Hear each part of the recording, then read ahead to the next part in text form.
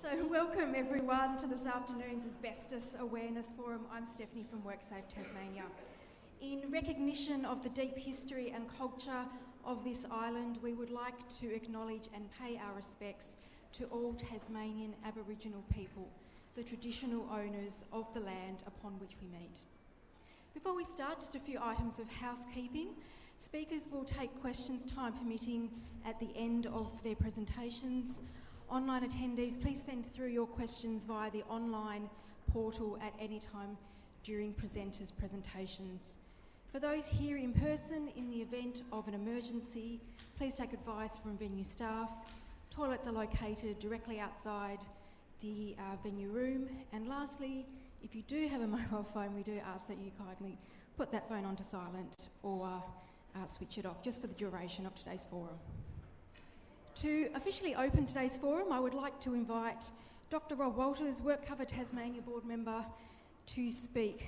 Dr. Walters has been a practising general practitioner in Hobart for over 37 years. Since 1997, he has been the medical director of the WorkCover Tasmania board and has extensive experience also on a number of boards and councils, including the Asbestos Safety and Eradication Council. Welcome, Dr. Walters.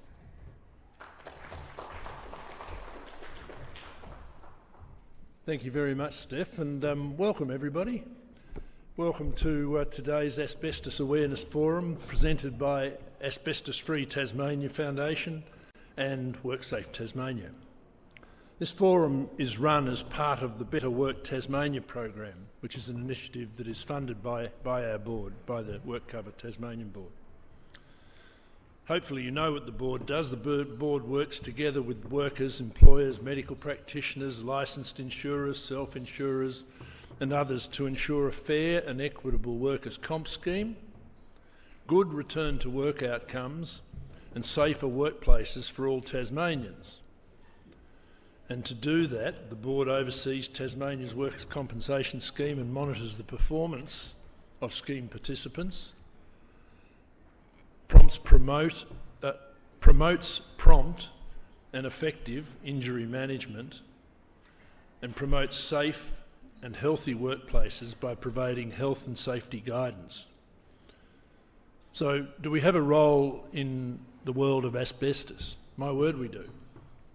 We receive regular performance reports from WorkSafe that detail the operation and effectiveness of the asbestos compensation scheme and other qualitative information about asbestos. The board has a very definite responsibility under the Asbestos Related Diseases Compensation Act of 2011. These include monitoring and reporting to the Minister on the operation and effectiveness of this Act and of the performance of the systems this Act relates to. It also includes collecting and publishing statistics on any matter it considers necessary or relevant to the administration of the Act. And if the Minister refers us any matters to do with asbestos, we advise the Minister on that matter as well. So what are some of the key milestones this year related to asbestos here in Tassie? Well, we had 17 new applications this year, which were 5 more than the previous year.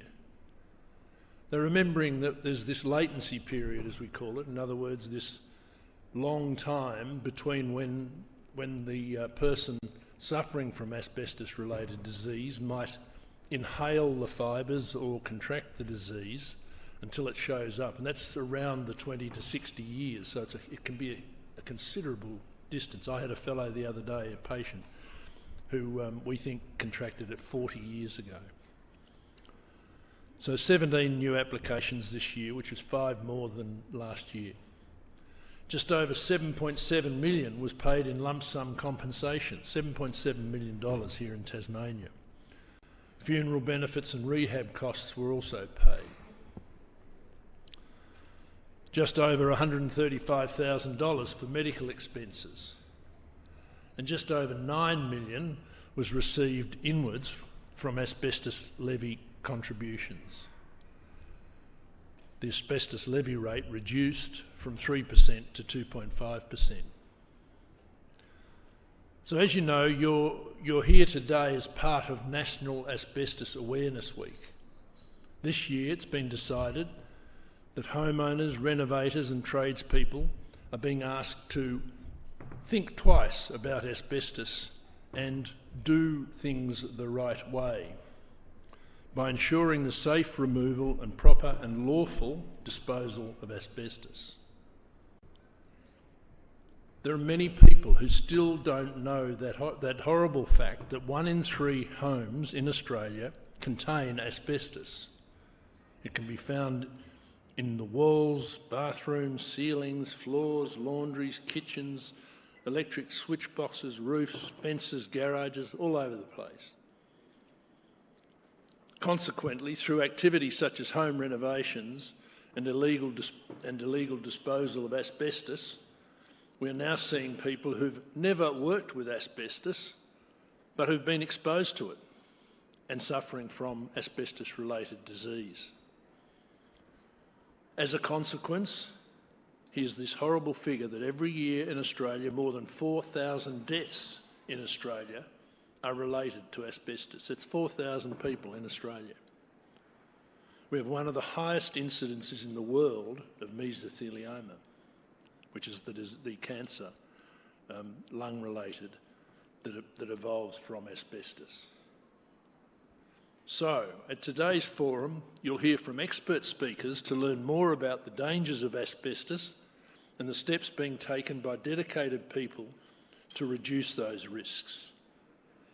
You'll hear about the national initiative, this national strategy, which is a unified approach under the auspices of the Australian Asbestos Safety and Eradication Agency, and you'll hear from Julia Collins on that, and welcome to Tassie, Julia, wherever you are. Why? Because through through education and awareness, we can help reduce this risk of exposure to asbestos. So, thank you for the opportunity to speak to you today, and I hope that today's forum encourages you all to continue your strong commitment to work health and safety and better asbestos awareness and better asbestos management. Thank you. Thank you, Dr. Walters. Our first speaker is Vicky Tabor. Vicky is Director, Stakeholder Engagement at WorkSafe Tasmania. A nurse by trade, Vicky has postgraduate studies in occupational health and safety. Over the years, she has gained extensive experience in various work health and safety, workers' compensation, asbestos compensation, and injury management roles in private enterprise and state and local government. Welcome, Vicky. Thanks, Steph. Can you just give me the rundown on the clicker, please? You know, I'm a Teletubby. That one, beautiful. Thank you. Good afternoon, and thanks, Rob, for setting the scene so well for us today. What I'd like to talk about at the moment is to take the opportunity to briefly discuss asbestos safety in Tassie, particularly how WorkSafe plays a role in this. Let's see if it's going to do it. Here we go. So, as Rob was saying, by way of background, asbestos-related diseases in Australia don't appear to be reducing, and nor is the impact of our complete ban on asbestos obvious yet, given that ban is some 20 years old now. But as Rob also said, it's not surprising, given the long latency of asbestos-related diseases and the continued presence of asbestos in our built environment. There's also quite a lack of information around the non-work exposures, again, as Rob was saying about, such as the do-it-yourself home renovation people, who are likely to be the next wave of the main exposure. As these diseases usually develop decades after the exposure, we won't know for some time yet if our current, more stringent asbestos regulations and workplace safety practices to prevent asbestos exposure are being successful. It's therefore imperative that our ongoing efforts continue to raise public awareness of asbestos exposure risks. That's going to be fun, isn't it? Here we go. So the aim of the Asbestos National Strategic Plan is to eliminate asbestos-related diseases in Australia by preventing exposure to asbestos. As Rob said, Julia Collins, the Director of Policy Research and Data from ASEA, will be covering this in more detail today. However, I raise it here to add context to the work being undertaken in Tasmania in relation to asbestos awareness and management. Priority 1 of the plan is to improve asbestos awareness to influence behavioural change.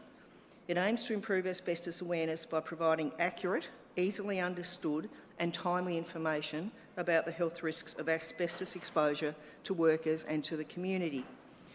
National reporting against many of the targets in the plan indicates that all governments are identifying and assessing the risks associated with asbestos-containing materials in their assets. And, many governments around the country have significant portfolios of built assets that do contain asbestos. However, the process is mostly decentralised, with individual agencies and departments managing their own asbestos registers, risk assessments and removal programs, and that is actually the situation here in Tasmania. So like other jurisdictions, we've implemented asbestos compliance programs, and much of this work is undertaken by WorkSafe Tasmania and the Environment Protection Authority. So WorkSafe's roles relate to asbestos management in workplaces, including education and enforcement, while the EPA works predominantly in relation to asbestos in the environment, including waste disposal, but both have asbestos regulatory functions. Compliance programs are proactive regulatory activities that are designed to help the community understand and comply with their obligations under asbestos-related laws. This includes providing duty holders and the community with timely and accurate information, guidance, education and advice, which includes targeted inspections, audits and other verification activities. WorkSafe Tasmania has a number of functions in this regard. Firstly, WorkSafe actually licensed asbestos removalists and assessors. There are currently 15 Class A removalists, 48 Class B removalists and 47 assessors. The type of asbestos to be removed determines which licence the removalist must have. Generally, a Class A licence is required for removing friable asbestos, while Class B is required for the removal of non-friable. All licences are issued for 5 years unless cancelled by us. You can find the full list on our website. Notifications of the commencement of asbestos work is also managed through WorkSafe. In the last financial year, there were 73 Class A removals, which resulted in the removal of 3,470 square metres of asbestos. But additionally, there were 563 Class B removals, resulting in over 71,000 square metres being removed. Alex and Brett will actually be covering in more detail the concepts of friable and non-friable later today, so I'll leave that for the experts. WorkSafe Tasmania's inspectorate carry out inspections as well as investigating and prosecuting serious breaches of the asbestos-related laws. In the last financial year, we received 54 complaints relating to asbestos matters. There were 74 attendances at workplaces, which resulted in 8 improvement notices, 6 prohibition notices and 1 non-disturbance notice. WorkSafe is committed to inspecting all friable asbestos removal work and a minimum of 15% of the non-friable notifications. Our advisory service also works in the asbestos space, providing advice and guidance to Tasmanian workplaces and particularly small business. Since 2015, across the state, some 1,700 visits have been undertaken by the advisory service, specifically in relation to asbestos awareness and management. Additionally, our events and comms team, an example of this here today, work with internal and external stakeholders to support the work of WorkSafe and the WorkCover Tasmania Board's work in relation to asbestos. This includes promotion of the National Asbestos Awareness Month and Week, as well as more local activities such as today's session and last year's Asbestos Awareness webinar. We include informative articles in the Workplace Issues magazine. We produce resources for use by workplaces and workers, such as an example on your desk today. And we use social media to get the messages out there. All these examples of tangible contributions these teams make to the asbestos awareness and education in Tasmania. Finally, WorkSafe Tasmania is taking the lead in facilitating the formulation of Tasmania's Asbestos Coordination Group. In the last 2 years, we've been able to coordinate the reporting to ASEA of these activities undertaken in Tasmania in support of the National Plan.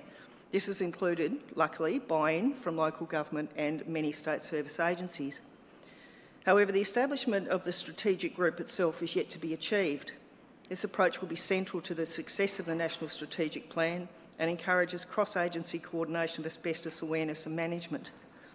Not only will this enable us to build knowledge of the status of government property and removal processes, but it also will allow us to access and influence homeowners and occupiers, as well as property managers and real estate agencies. That's probably one of the biggest holes for us at the moment. Very easy to chat to government, very difficult to get into some of these other areas.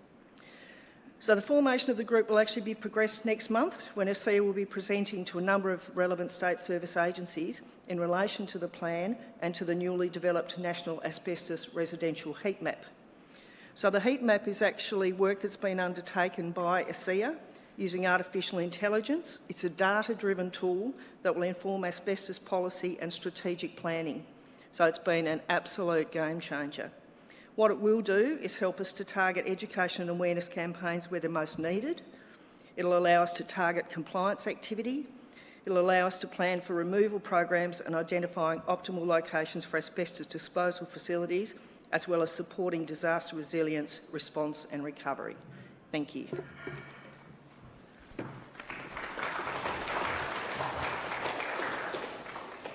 Thank you, Vicky. Does anyone have any questions for Vicky?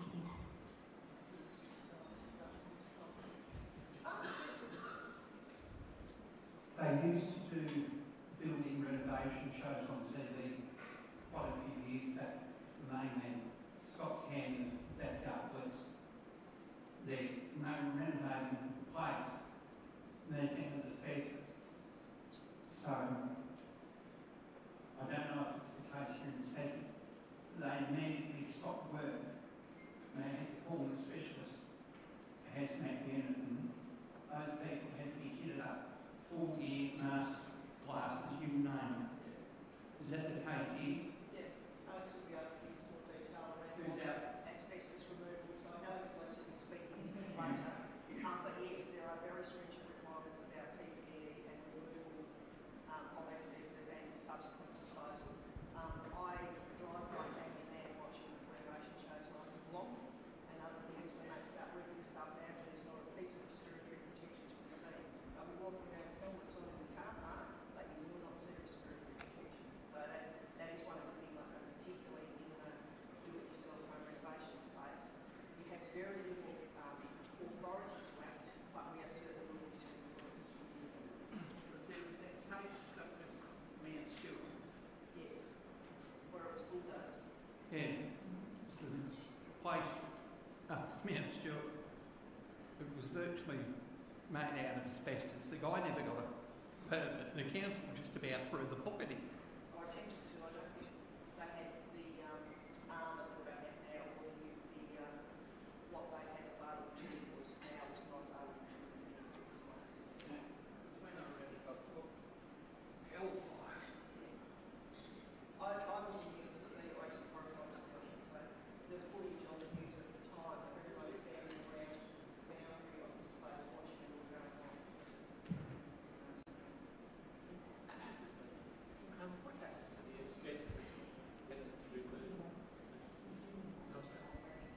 What happens to the asbestos when it's removed, please? Where does it go? There are particular disposal areas, so the EPA exercise some of that. Yeah, it has to go to pre-approved and regulated disposal sites. So EPA also work with us in terms of disposal.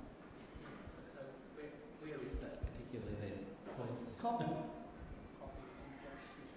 Yeah, Jackson Street in Glenorchy. Some of the larger tips are also authorised to take certain amounts of asbestos contained and wrapped and packaged in a certain way. It goes underground, I assume, is it? I think it must do, mustn't it? We wouldn't want it in more. Yes, it's buried. Yeah, okay, thanks. All right, thank you, Vicky. No questions have come through online, so we will go to our next speaker, who is Brett Hislop. For over 6 years, Brett has been a Senior Work Health and Safety Advisor at WorkSafe Tasmania. Throughout Brett's 25 years as a work health and safety practitioner, he has conducted numerous workplace incident investigations and has developed a sound understanding of the causal effects of workplace accidents and the methods to assist to assist in reducing recurrence. Welcome, Brett. Hi, my name's Brett Hislop. I'm a Senior Advisor with the WorkSafe Advisory Service. I've been asked along today to do a baseline presentation on asbestos awareness. There'll be other presenters that will be providing far more and in-depth information. So this is just basically a very brief introduction for those in the audience that need to have a little bit more information around asbestos and how to deal with it. So, and also my apologies for not being in person today, but I've been called away to assist another group, and unfortunately I wasn't able to make it. Moving along, the types of asbestos, the collective term given to two groups of naturally occurring fibrous varieties of silica mineral. The first group is serpentine, and within that we have chrysotile, which is white asbestos, usually white or off-white, with long wavy fibres, which accounts for approximately 90% of the world's production of asbestos. The second group is amphibole, and within that we have amosite, which is brown, and which is much straighter fibres from the chrysotile. And the other one is chrysotolite, which is blue fibres, and that has long and straight like amosite. Here's a general view of what the fibres look like when they've been processed. So at the top we can see the chrysotile, then the amosite, the brown asbestos, and then the blue chrysotolite at the bottom. So you can see generally that they're very similar except for their colour. If we look here, this is a diagram of the micron size of the separate types of fibres. So if we look at the top right-hand corner, we'll see human hair. So that'll give us an idea about how fine these fibres can be. And if we work our way through, we'll see down, as I use my cursor, you can see it, we have chrysotolite, then we have chrysotile, and then we have amosite. So if we compare these to the size of the human hair, then you can see how fine they are, how easy they are to access the human body. We can look at other types that are there of fibrous type material, and you can see that they're generally large. So it's an interesting comparison, gives you an idea of size variance.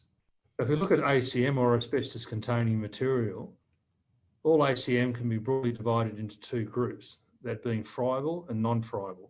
So friable relates to the potential for the mineral to release asbestos fibres. So when we talk about friable, we mean any asbestos containing material that can be crumbled, pulverised or reduced to a powder by hand pressure when dry. And thus it allows it to be released into the atmosphere. And once it's released into the atmosphere, it can either be breathed in, it can fall onto clothing and that type of thing, and it can also settle on surfaces. If we look at non-friable, that generally means any ACM difficult to damage, and it's usually bonded. And in most instances, that will be asbestos fibreboard. However, asbestos fibreboard can break down and can in time release friable material. So you need to look at how bonded material, the condition it's in, and whether it is actually starting to break up. We have a look here. There's a good example of friable asbestos. So once again, we can see that it has become fine enough to be released into the or to rise and be released into the atmosphere. And as we talked about before, can be breathed in, can settle on surfaces, and so forth. If we look at weathered asbestos and fibrocement, so as asbestos became an issue, mainly sort of towards the 80s, we find that fibrocement started to take over. Now, fibrocement isn't asbestos containing, but when you look at them in their produced form, they do look very similar, and sometimes it's difficult for people to work out the difference. So once again, if in doubt, get it checked. That's the main thing with it. If you don't know if it's ACM or not, then assume that it is and act accordingly. So we can see on the left-hand side here where the asbestos is starting, where the asbestos material is starting to break down the board, and it's starting to release, or the capacity there for fibres to be released.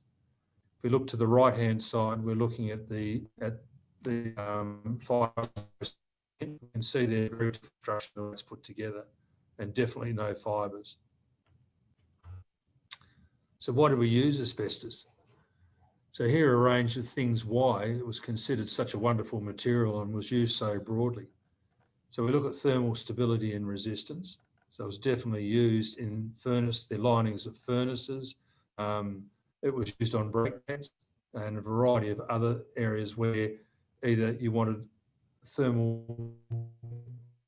the capacity to hold it in or to resist the heat. Chemical resistance, once again. High tensile strength, which is higher than steel, so it was incredibly strong. Abrasion resistance, once again, we talked about brake pads and that type of thing, although asbestos isn't used in brake pads anymore. In its time, it was used quite extensively. It's got a low electrical conductivity, so therefore it had an extensive use around electrical components and electrical installations. Low thermal conductivity, so once again, as we've spoken before, its capacity there to either repel heat. Low biodegradability. It does break down, it does over time, but it takes a long time for that to happen, or it depends on what it's exposed to. If fibreboard, asbestos hardboard is burnt and that type of thing, it can break down very quickly and can release it. So there are circumstances where it can be broken down rather quickly, and it's good sound absorption and qualities. So asbestos containing materials were used extensively in Australian building and structures, plant and equipment, and in ships, trains and motor vehicles during the 1950s, 60s and 70s.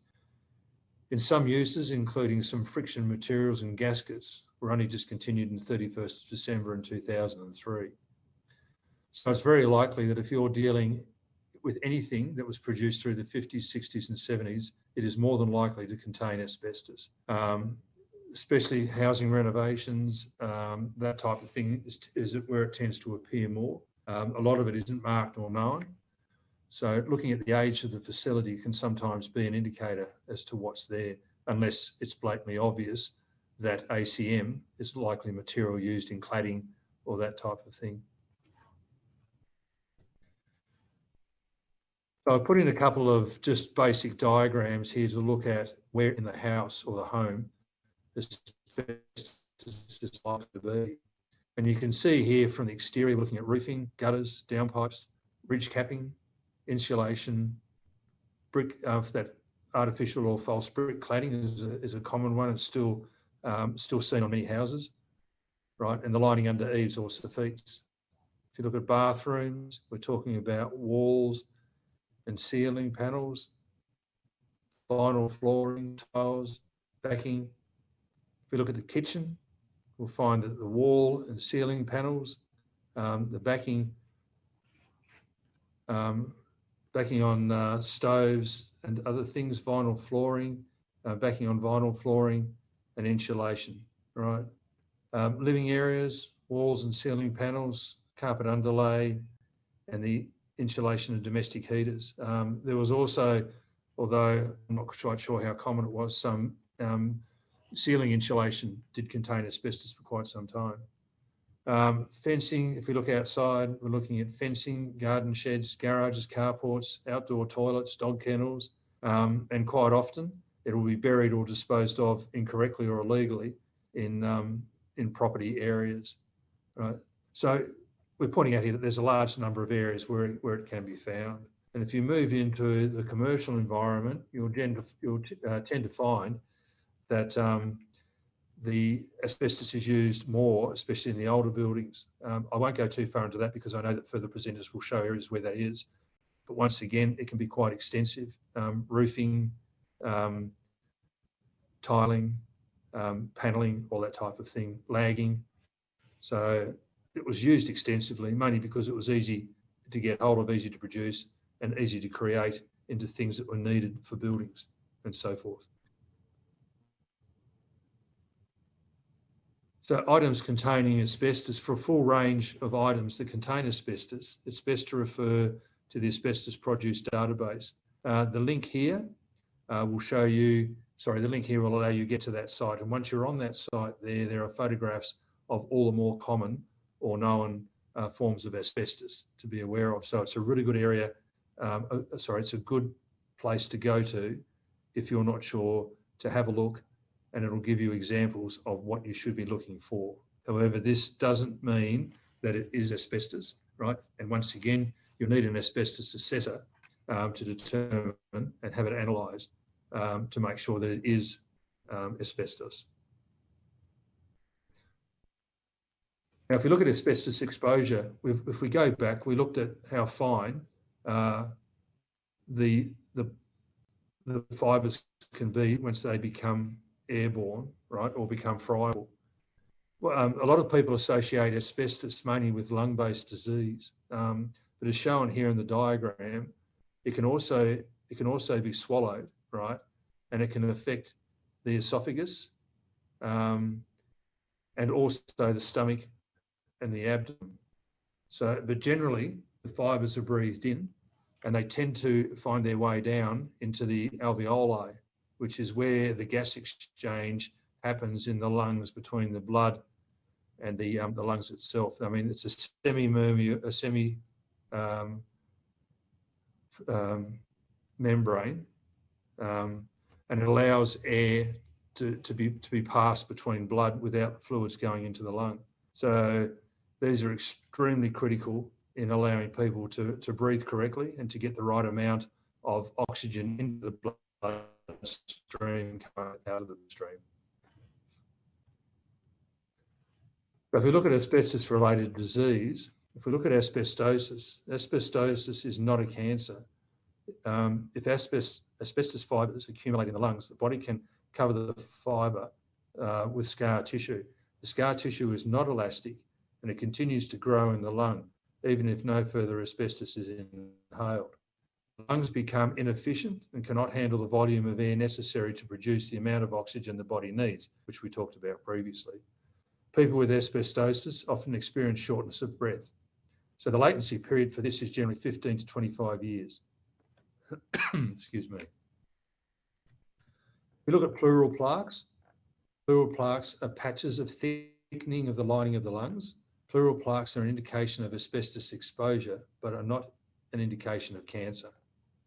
So once again, it can prove that a person has had exposure to, or potentially had exposure to asbestos, but obviously it's not an indication of cancer.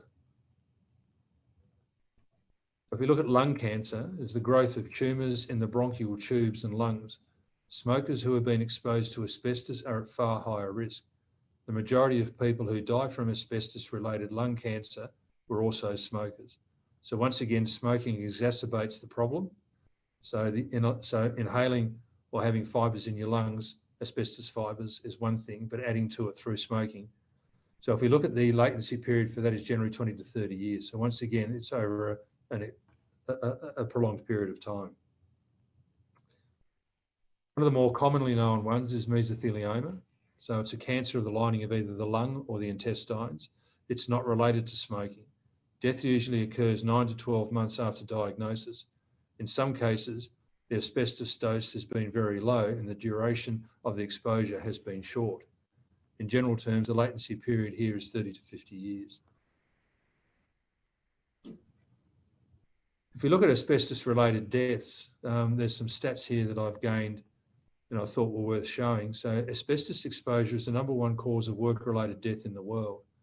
The World Health Organization estimates that 107,000 people die from asbestos-related disease globally each year. I mean, that is a phenomenal number of people.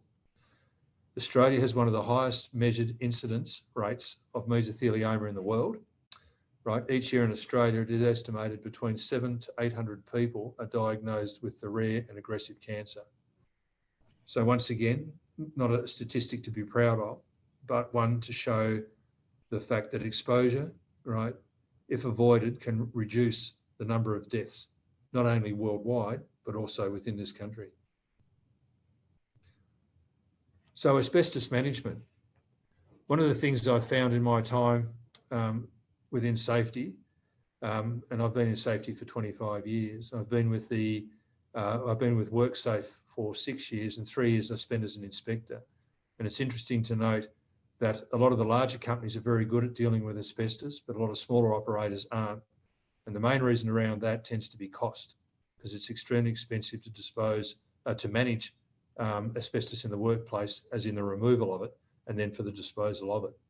So that tends to act as a bit of a buffer for people to try and take shortcuts and not do the right thing. However, as we've seen earlier, what the risk, right, is far greater if it's not managed proportionately. If we look at unsafe management, once again, here we can see asbestos particle board. It's been smashed up and broken. Once again, there's a potential there that fibres could be released, right, if it's in poor condition.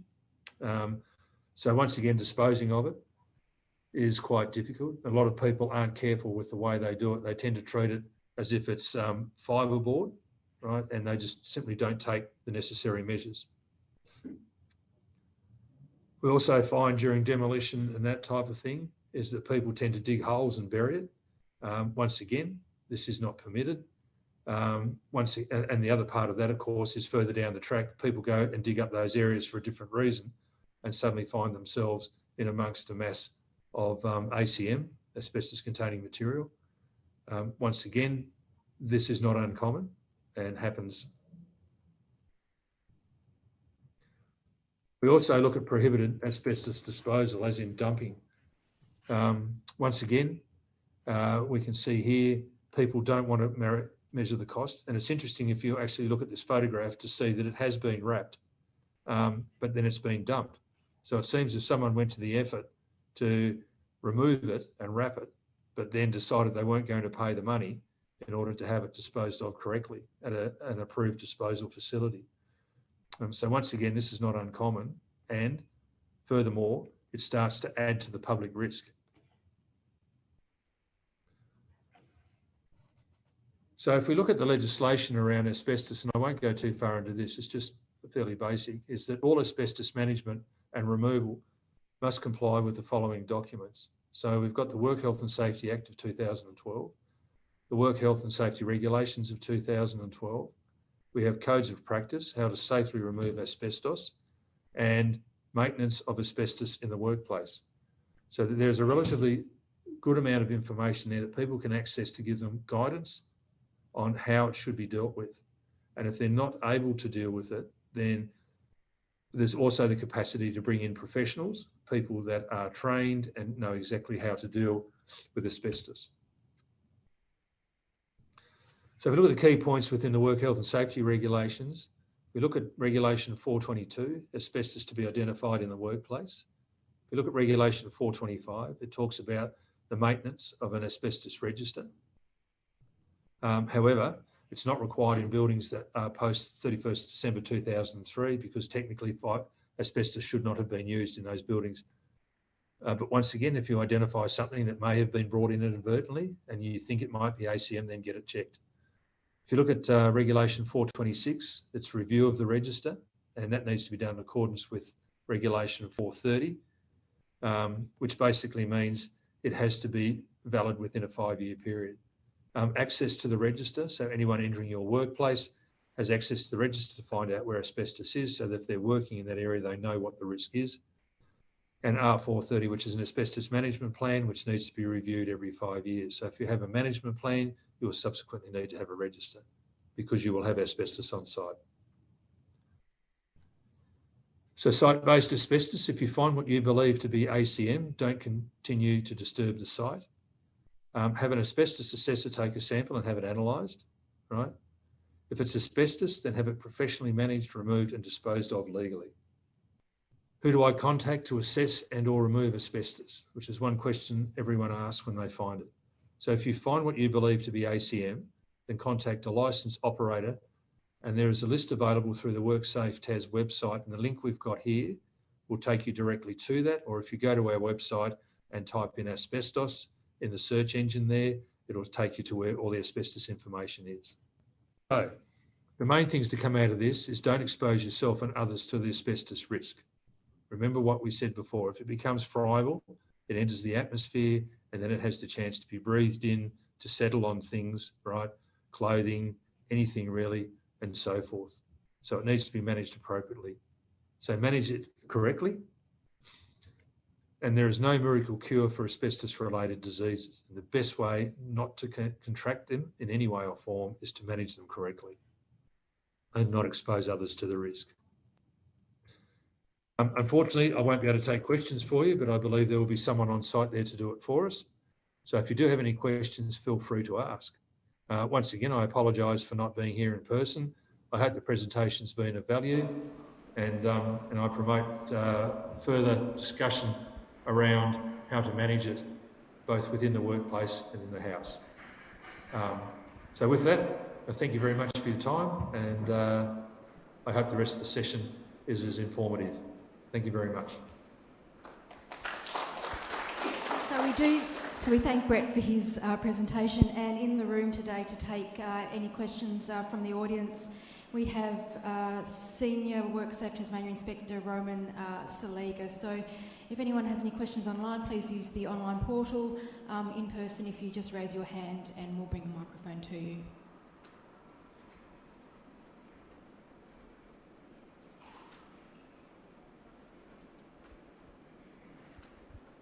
Hello, my question is, I have had the unfortunate experience of having a couple of structure fires very close to where I live, and they're old Housing Tasmania flats.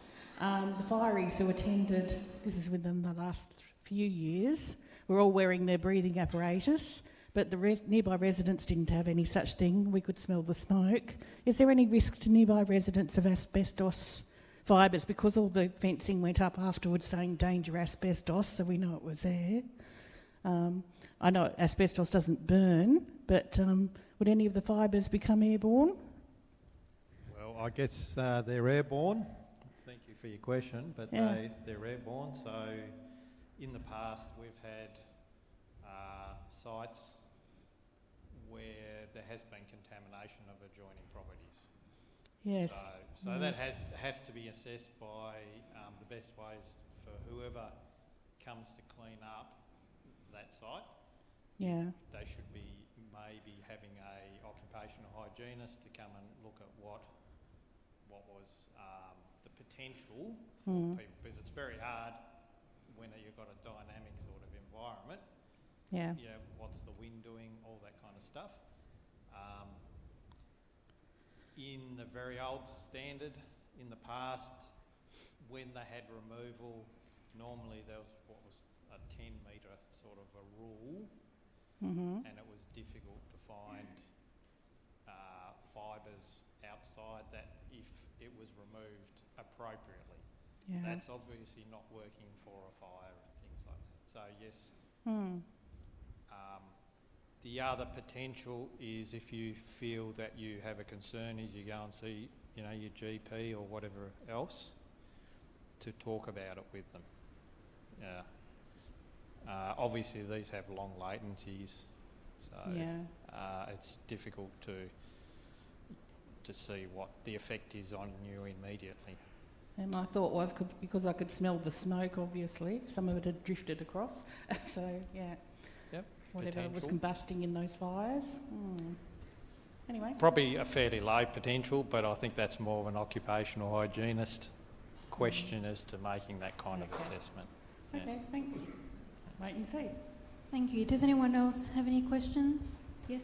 I'd just like to say, I hope people can hear me, say, and what the lady just said about how the fire service attended and wearing breathing apparatus. I'm in Carlton Park Surf Lifesaving Club out Dodgers Ferry Way. 4 of the guys I work with at Surf Club are career fireys, and that is standard practice. It used to be they'd go into a fire without BA, but with the fumes that can be given off by what's contained in modern furniture. I mean, you take rubber, for example, that'll go up like anything. They do it out of personal safety. Yeah, and you're right, thank you for that. There's a whole bunch of other chemicals that fireys have to be concerned about, not just asbestos. So. Thank you. We have an online question that has come through, Roman. If you get exposed to asbestos, what are the symptoms, or how long will it take? How long will it take to before you get symptoms? Well, as you saw from Brett's presentation, you're looking at a long period of time generally, so decades potentially. Hopefully everybody who's attending will get his presentation and things like that mailed out to them. So. Yes, today's presentation is being recorded, everyone, and that will be made available to you after today's forum as well. Oh, we've got a question over there. Yes, another question? Thank you.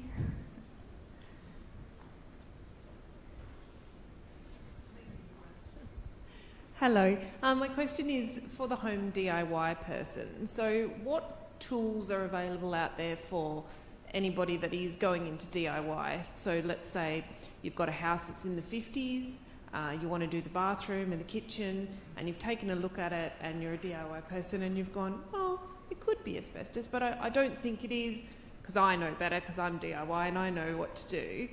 What are there tools, like visual tools out there that are going to help people to be able to recognise them more easily? Yeah, what would you suggest?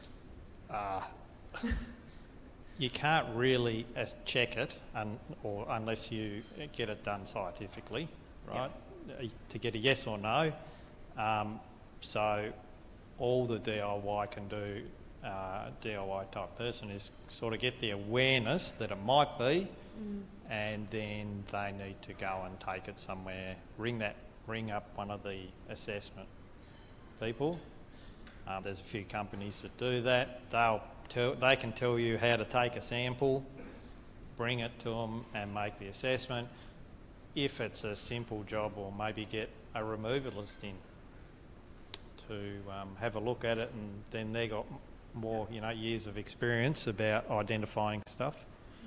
And are those tests fairly cheap for people? Do you think that, like, if that was made cheaper for people, people would be more willing and not want to ignore it as much, do you think? I'm not sure how much they are. That's not sort of, I've never asked the question.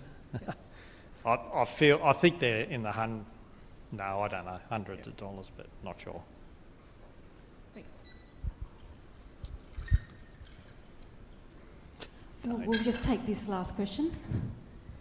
Roman, the all-in power boxes in houses prior to 1965, which there are thousands of in Tasmania, are all lined with cement, asbestos cement sheet and asbestos, a requirement of the Hydroelectric Commission at the time. Now, the meter people who come and open the doors, which blows wind around in the box, are they liable to get asbestos?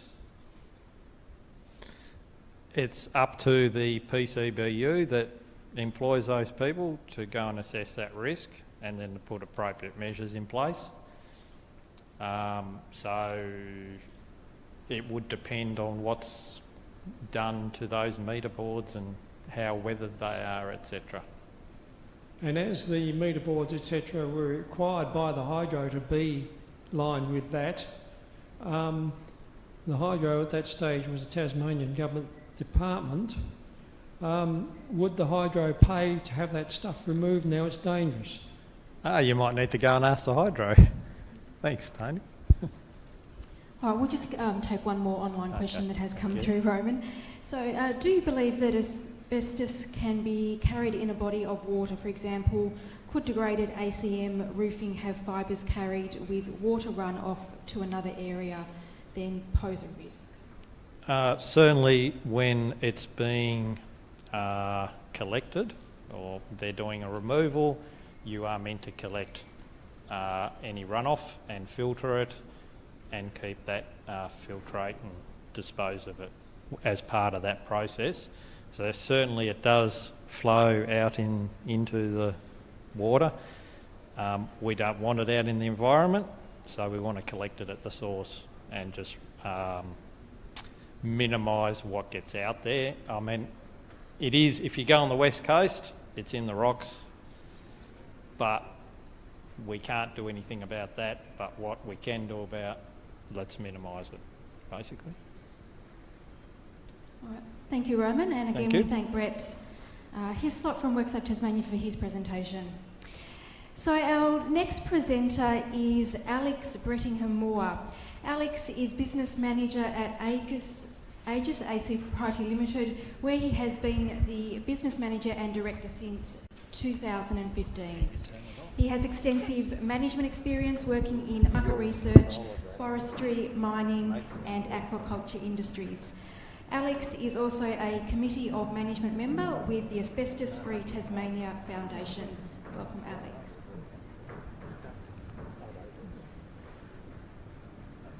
Good afternoon. So I'm going to give you a perspective from the asbestos removals industry, and over the last 7 years what we've seen is a steady change in the awareness of safety from insurance companies, from tradies, from small builders. So let's just, if I go this way, is that how this works?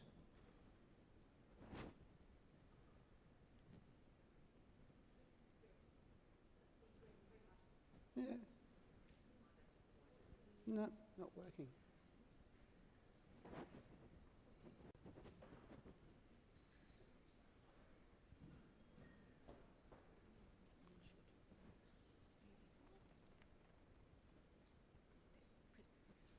Which one? Ah, right, okay. So I'll talk to you about changes to the safety issues as we see as a company in the industry, and some comments about where we see the risks and safety in the next 7 years.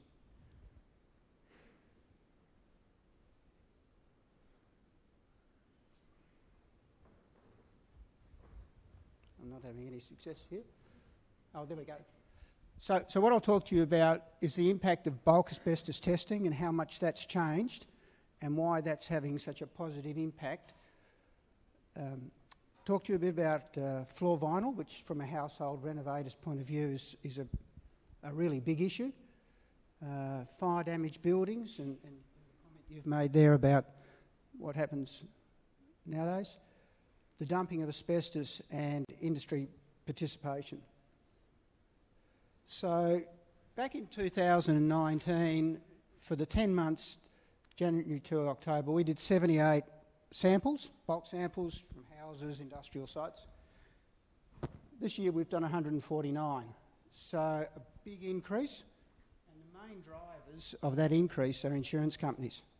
Insurance companies are now saying to us they won't let any of their tradies do any renovations unless they know the material doesn't contain asbestos. You also have got small builders and more a pushback from younger tradies saying they don't want to take the risk. And the big improvement is that you now have NATA facilities in Tasmania that will provide a same-day or overnight test. So previously, 7 years ago, you'd have to send samples to the mainland.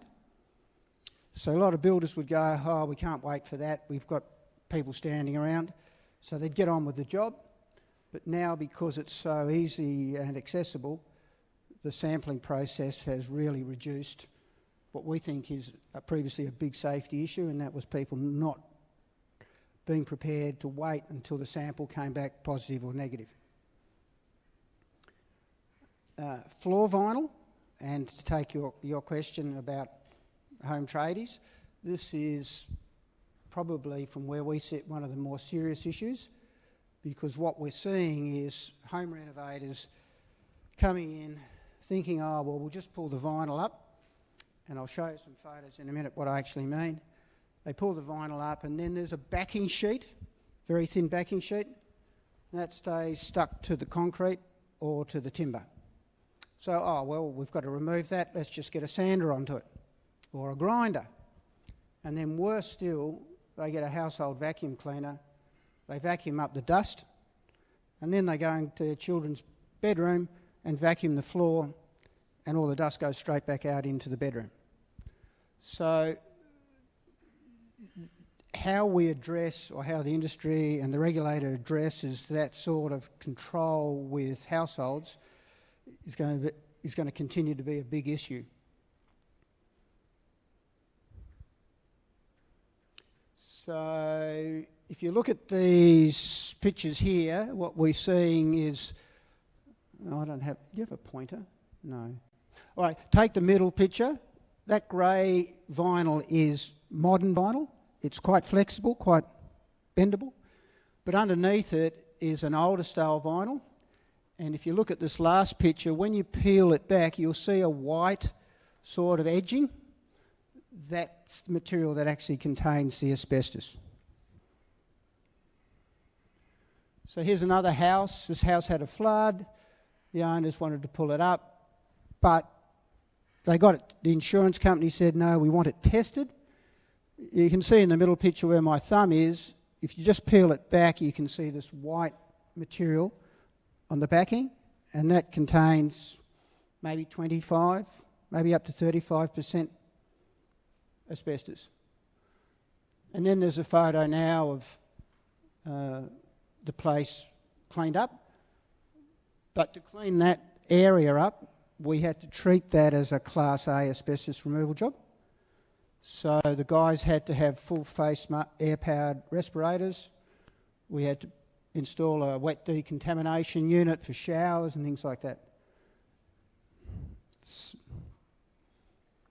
This is a house actually at Scamander. Again, another example where you've got new vinyl laid over the top of old material. So, you know, from a household renovators, you buy it and you look at the floor and you go, oh, that looks pretty good.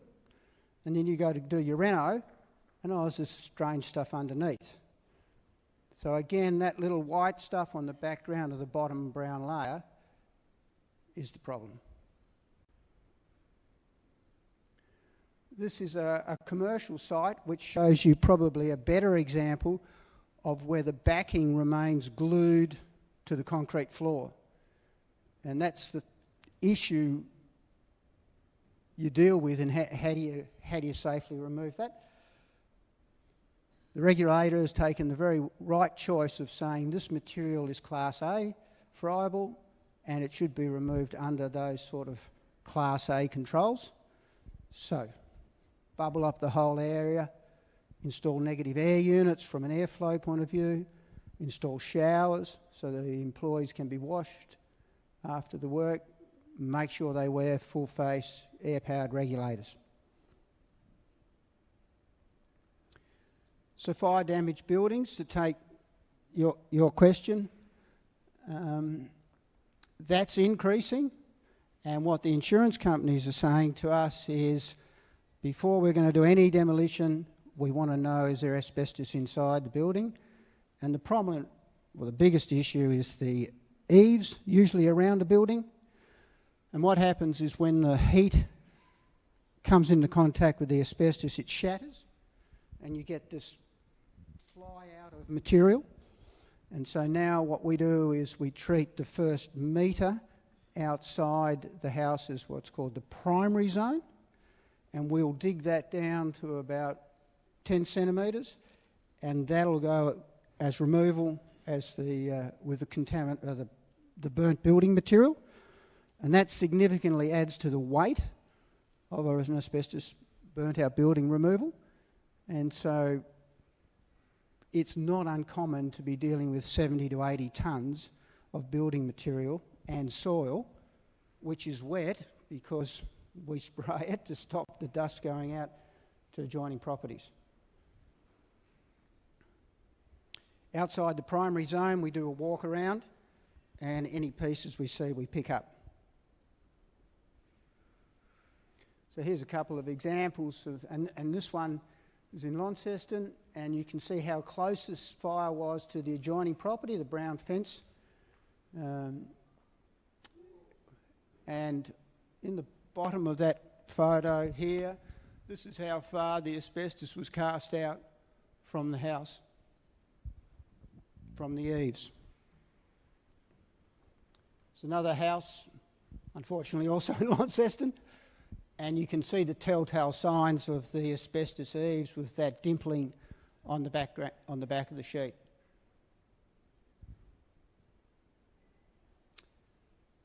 Now, Brett talked about dumping of asbestos.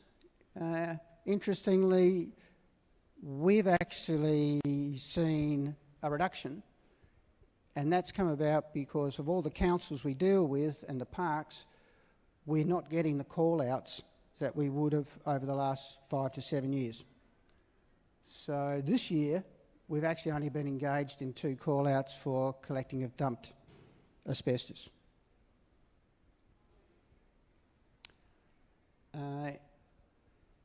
Industry participation.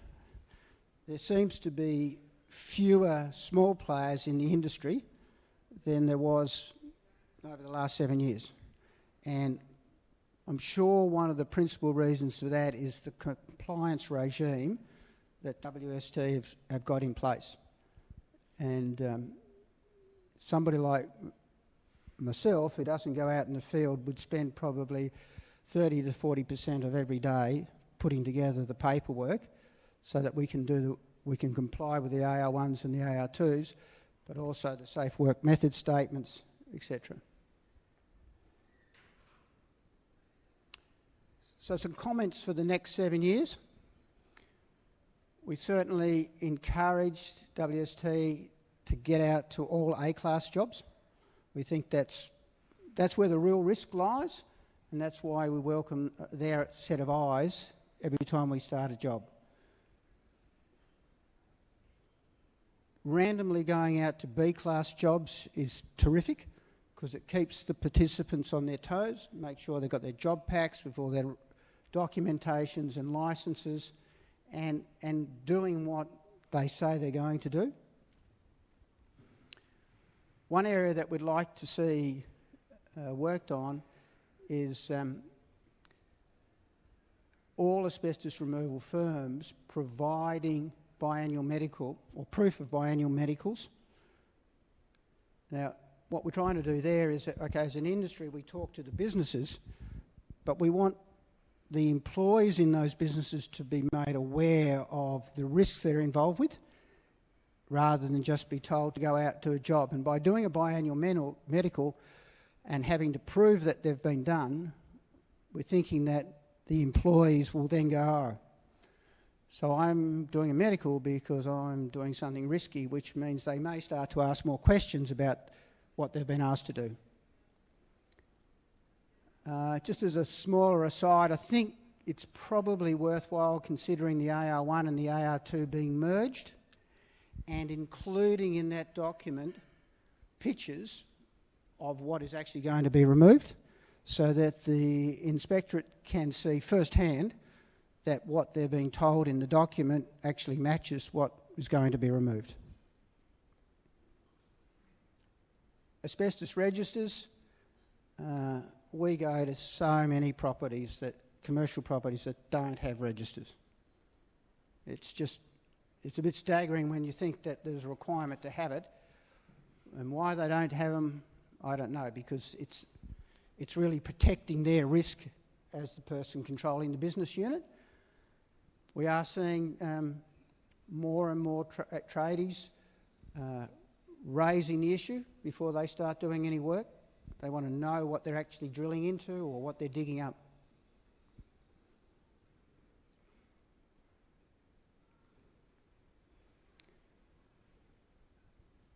So a ticklish one, which goes to the heart of the householder situation, is should we still allow householders to remove up to 10 square metres of asbestos? I recognise that might be an argument that says, well, the industry wants to do that sort of work. But when you see the problems we see with floor vinyl and other types of attempts to do remediation work, it's sort of got to push the boundaries a bit and say maybe we need to challenge that sort of thinking.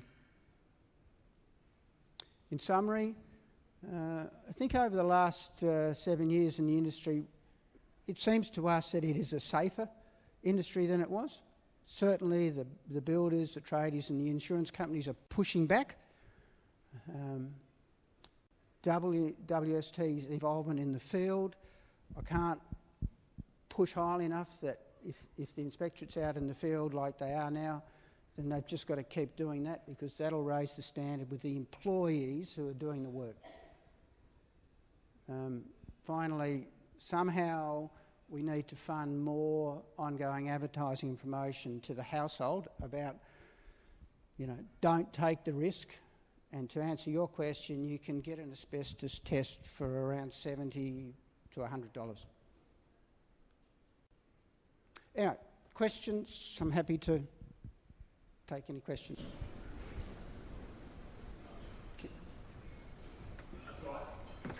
All right.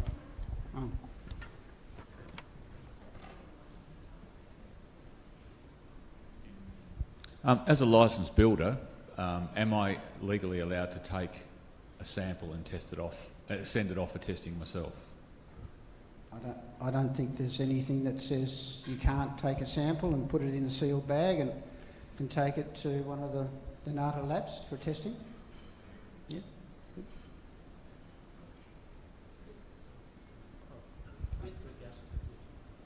Hi, Alex. You mentioned about tiles and tile underlay. Mm-hmm. Another one to watch for is the old-fashioned, if you like, linoleum tiles, which were pretty well out of the 40s and 50s and so forth. Plenty of public buildings have had them. I can think of school libraries. And I've known of them not to be on the register when I worked in a school. So I was in the trade, and I brought this to, if you like, a principal officer's attention, and also eaves lining around libraries where a major building company was doing extension renovations. And the principal officer in the school that kept the register informed me that basically I didn't know what I was talking about, that the two items I mentioned were not on the register, so it's safe. Then a kid went and kicked a footy through the soffit, that's the eaves, outside the library, put a hole the size of a football, and all hell rained down. And again, they said, no, it's not asbestos because it's not on the register. So, you know, there are anomalies. I can think of more. Yeah. Tas Water, I'll just finish on this one. Tas Water may or may not still use asbestos piping to transport water to households. Are you aware of that? We do a lot of asbestos pipe removal. We just finished a job today for Water Industry Solutions. So, yeah, it's an ongoing issue of replacing asbestos pipes. So, you know, but the public is still exposed to water, municipal water being transported in asbestos pipes. Is that a yes or no? Do you think? Well, I can't answer if they do. No, not going to answer that one. Okay, thank you. Yeah, fine. Just as an addendum to the last speaker, it was a tradition using tiles on a shower or linoleum on the floor. You'd have an asbestos cement sheeting that would go on first, and then you put the tiles or the liner on the top. Was there also a mechanism for linoleum to have an asbestos backing of its own as well? Was there or not, please? The linoleum. Pass on that. I mean, there's a lot of materials over 3,000. It contain asbestos. So if there's any issue about a material, we say don't take the risk, get it tested next day, and then you're safe. You can make the decision to remove it yourself, or you get a professional company to do the removal. Right, so you're really looking at an asbestos cement sheet backing the actual tiles or the linoleum. Yeah, so if you've got an old timber floor, they put the ACM sheet down because timber would edge like that and that would crack the tiles. So then they put it on that. So now what we do is we don't take the tiles up, we take the ACM sheet up and the tiles and get rid of it that way. Good, thank you. All right, thank you, Alex. We have an online question. Do you believe that asbestos removal is not being reported appropriately? And if so, how do we eliminate this? Sorry, not been... Asbestos removal is not. Do you believe that it's not being reported appropriately? And if so, how do we eliminate this? I'm not sure what you mean by not being reported. Is that... I'm just reading out what's come through online. Not being reported by commercial properties or householders or dumping them? Sorry, I don't... Not sure. No. If you're able to respond generally, okay, all right. Any other in-room questions? Actually, I do have another one. I'm known to ask a few questions at a time. You mentioned asbestos registers for workplaces. Are they an actual legal requirement or not? Under the regulations, a person controlling a business unit is required to have a register. It doesn't apply to buildings constructed after 31st December 2003. So a household's not a business unit, but if you've got an Airbnb, you should have a register. If you've got an industrial site, you should have a register. And the reason that you should have a register is to minimise the risk to you as a landlord, because when a tradie comes in or there's renovations, you give them the register and then they say, oh, well, I won't be drilling into that material. You don't have a register and they drill into it, they can then say, well, I've been exposed. You don't have a register, then legally, I would assume, an action could be brought against you. So it's in the landlord's interest to have one.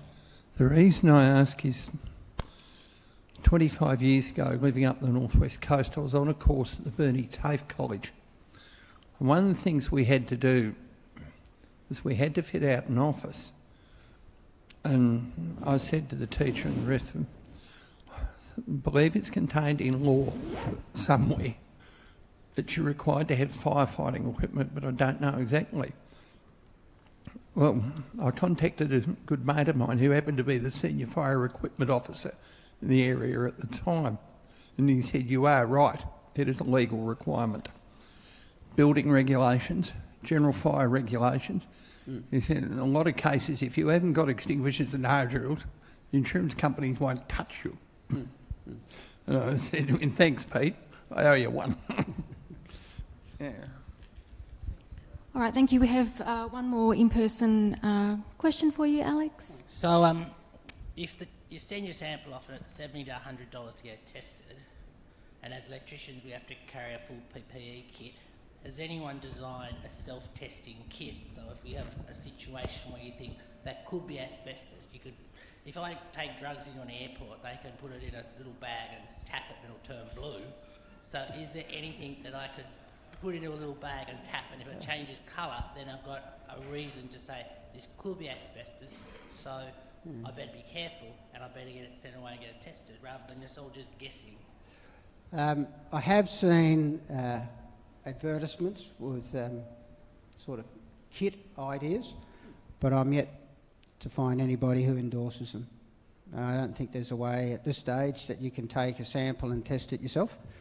And maybe you need an occupational hygienist to give you a comment, but because of the different types of fibres, maybe the way that you use a chemical doesn't doesn't work. So the way an occupational hygienist actually looks at it is he looks at it from via a mirror, which shines the light back up, and then they use that to determine if it's a fibre or not. So, you know, they burn the sample first to get rid of all the organic material, and the fibres, asbestos fibres that are left, which they can look at. So I don't know how you can do that with a little kit. Well, you can do anything if you want to. What's that? You can do anything if you want to, so as a self-testing kit, so if you're looking at it through a light or you heat the sample first, then if everyone's got something along that lines and it's affordable, then it's Well, you'd think with 107,000 people dying a year that some inventive person would have come up with a kit that works. Maybe I should. Indeed. All right. Thank you, Alex Brettingham Moore, again for your presentation. Our Next speaker is Julia Collins.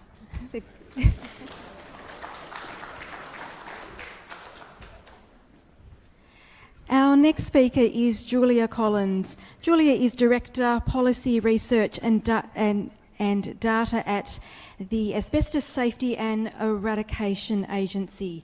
Julia has more than 20 years' experience working in work health and safety policy and regulation. She has previously worked at Safe Work Australia, developing the model work health and safety laws and codes of practice. Julia's qualifications include a Master of Public Administration and a graduate diploma in safety science. Julia's current role includes conducting asbestos-related research and helping governments implement the Asbestos National Strategic Plan. Welcome, Julia. Thank you very much, and good afternoon, everyone. I first would like to thank WorkSafe Tasmania and the Asbestos Free Tasmania Foundation for hosting this forum and inviting me to speak during National Asbestos Awareness Week. It's been really great to see governments and so many organisations across Australia conduct activities during this week to really shine the spotlight on this terrible toxic legacy that we have in Australia. My presentation will focus on the National Strategic Plan for Asbestos Awareness and Management, particularly in relation to what progress is being made to implement it, the importance of coordination, and also what ASEA is doing to support the implementation, and what our next steps are in relation to developing the next strategic plan. So I'm hoping that my slides can be brought up. Thank you.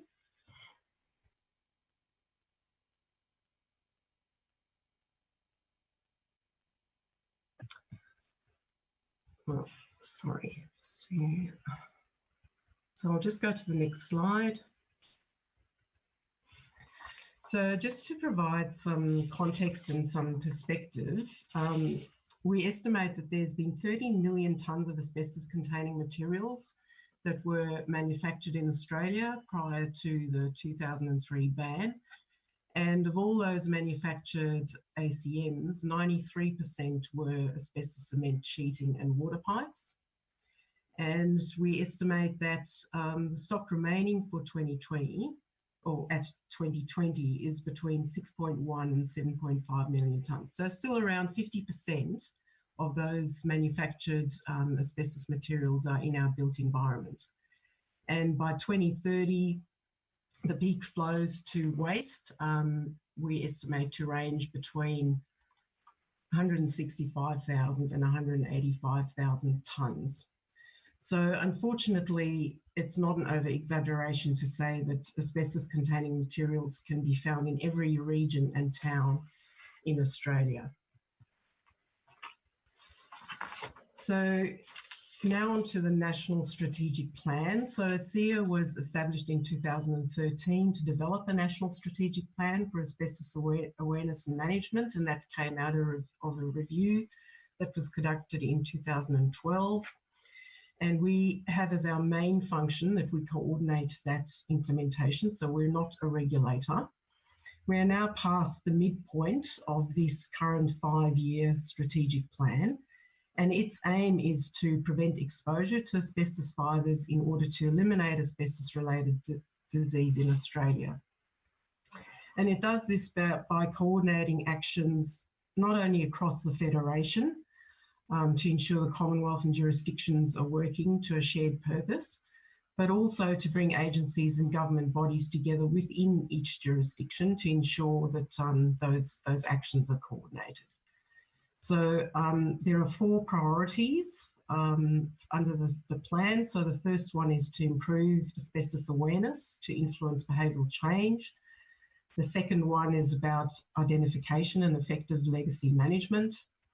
Priority 3 is about safe prioritised removal and effective waste management. And the 4th one is about international collaboration and leadership. So all these priorities include some strategic actions as well.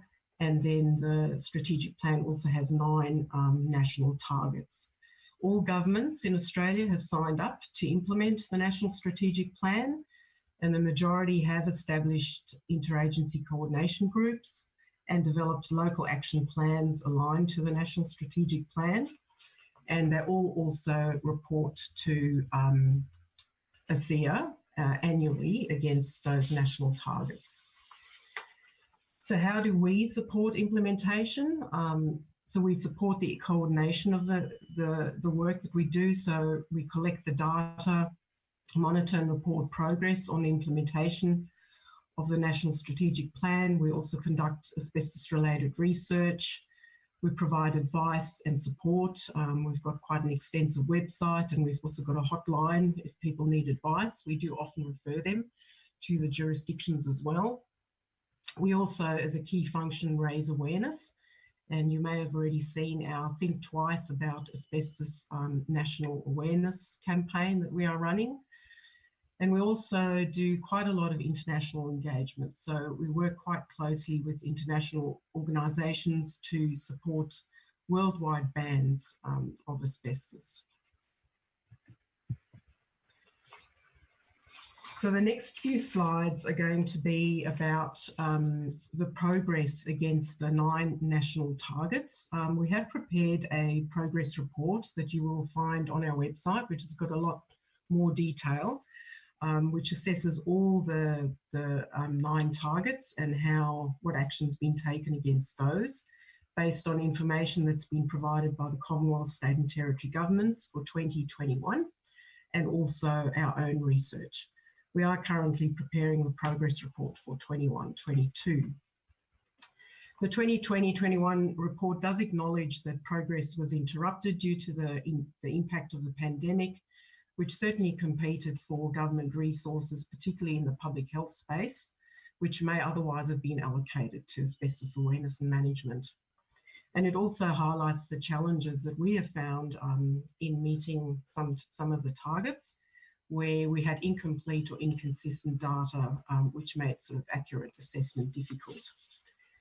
So in relation to target 1, we run awareness surveys every year, and that the results of those surveys do show that the community does know that asbestos is dangerous and that it causes cancer, but they really often don't know what to do. So they don't know how to act safely when dealing with asbestos, and that can be to some behavioural barriers, but also because they also often have a lack of knowledge of where it can be found in the home. Targets 2 and 3 are really about how governments manage asbestos within their own assets. So the first one is really to say that, you know, governments, they've all identified and assessed the risks associated with their asbestos-containing materials, and also, and then target 3 is about them having processes for prioritised safe removal according to the risk of those ACMs. So those 2 targets are linked. And what we found is that while all governments do have, you know, processes to identify and assess the risks, this process is mostly decentralised, sort of at the agency level or the departmental level. And it's really only Victoria that has got a centralised model that's run through the Victorian Asbestos and Eradication Agency, where they have a process that collects the registers from all their public and government-owned buildings, and they assess the risks, and then they actually prioritise removal based on that. So they've got registers collated and collected within one system in Victoria. Some jurisdictions have sort of got a bit of a hybrid model going, but as I said, mostly it is decentralised. We would like to see more centralisation of government, of the asbestos in government-owned buildings. And then if we go to the next slide, targets 4 and 6 are about regulatory activity. So target 4 is about regulators having in place and having implemented asbestos compliance programs, and target 6 is about regulators conducting enforcement activity for breaches of asbestos-related laws. So we have found with the data that we've collected that all regulators, and that includes work health and safety regulators and environmental protection regulators, as well as local councils, they all do undertake various asbestos-related compliance work, and we have found that they do conduct prosecutions and also issue notices where they do find breaches. So there is certainly activity being undertaken by regulators to enforce the laws and to support compliance. Target 5 is about all commercial buildings which are required by law to maintain asbestos registers, have up-to-date registers and management plans that are actively being implemented. So in the previous presentation, there was some talk about asbestos registers.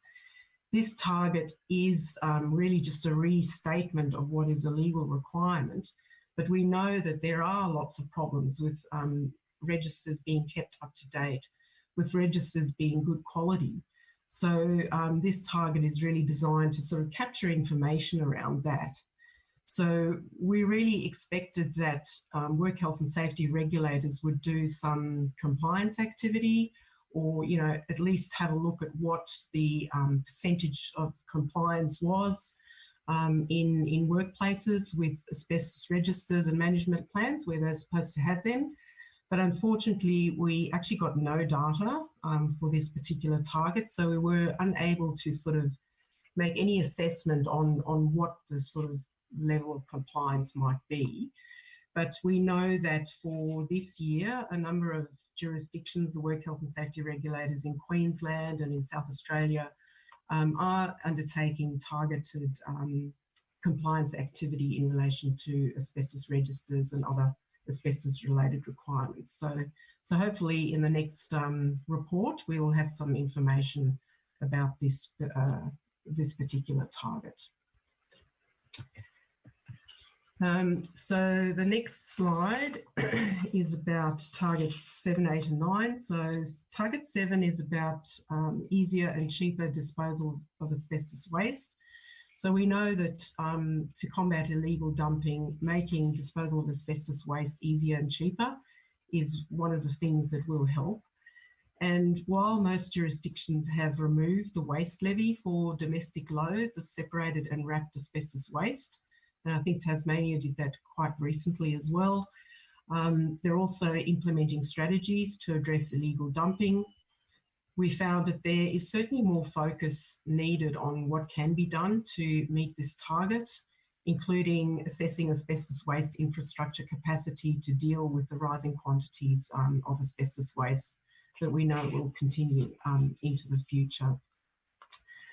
Target 8 is about our international activities. So it's about looking at how much we've influenced and progressed bans of asbestos production and use in Southeast Asian countries and the Pacific. And unfortunately, of the 11 countries in Southeast Asia, only one country, which is Brunei, has banned the use of all types of asbestos. But we have made quite significant progress in Vietnam, in Laos, PDR, in Indonesia and Cambodia, through the Asbestos Not Here, Not Anywhere campaign, which is run by a feeder, which is a collaboration of unions, which do support the work there quite a lot.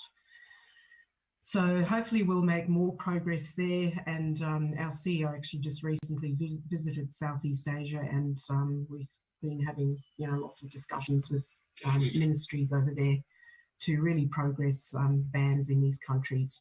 Unfortunately, we still seeing factories produce asbestos cement sheets in some of these countries, and a lot of it does get exported to India.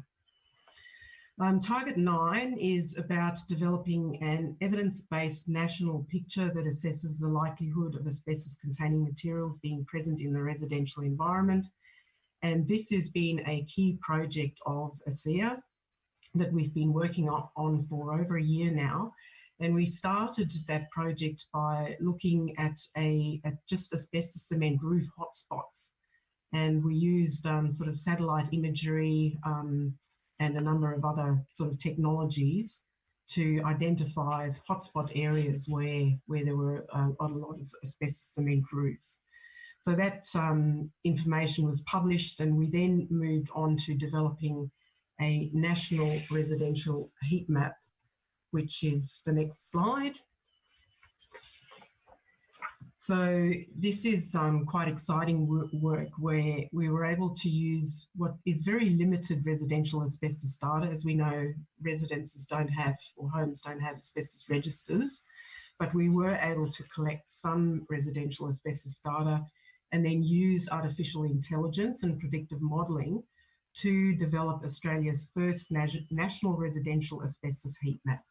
So what this does, it maps the probability that a statistical area has residential homes containing asbestos. So it doesn't identify where asbestos is in individual homes, but it does look at by what's called a statistical area level 1, which is an area that has a population of between 200 and 800 people, what the probability of the homes having residential asbestos is. So that probability is described using an 8-point scale to define the likelihood of asbestos presence, from exceptionally unlikely or less than 1% chance all the way up to virtually certain or greater than 99% chance. So those areas that you see in dark blue is where it's virtually certain that asbestos is in residential homes.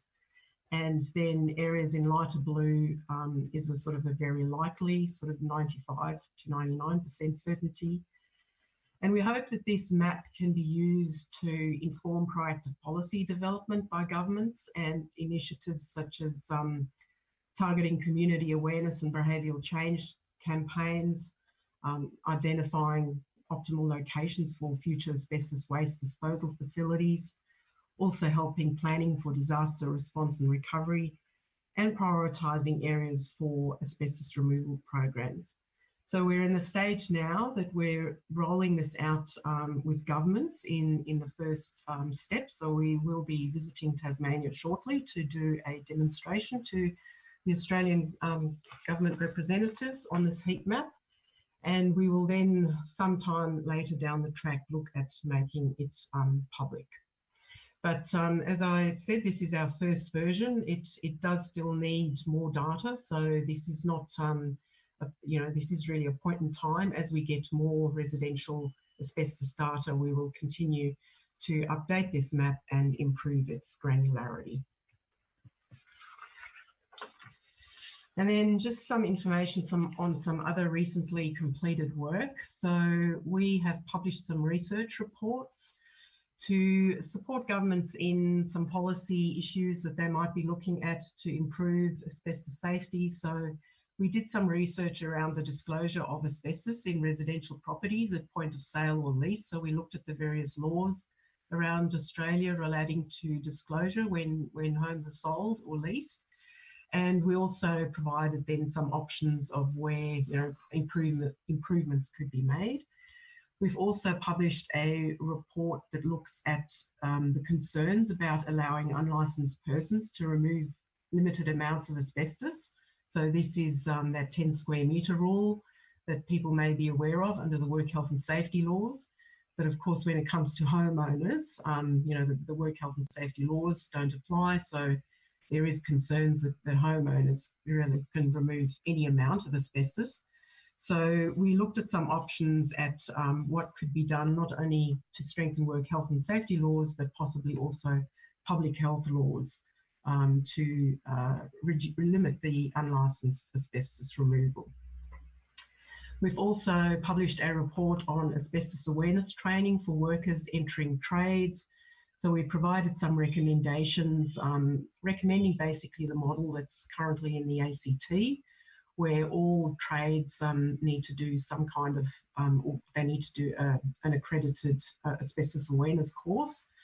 And we have provided those recommendations to Safe Work Australia to consider and progress.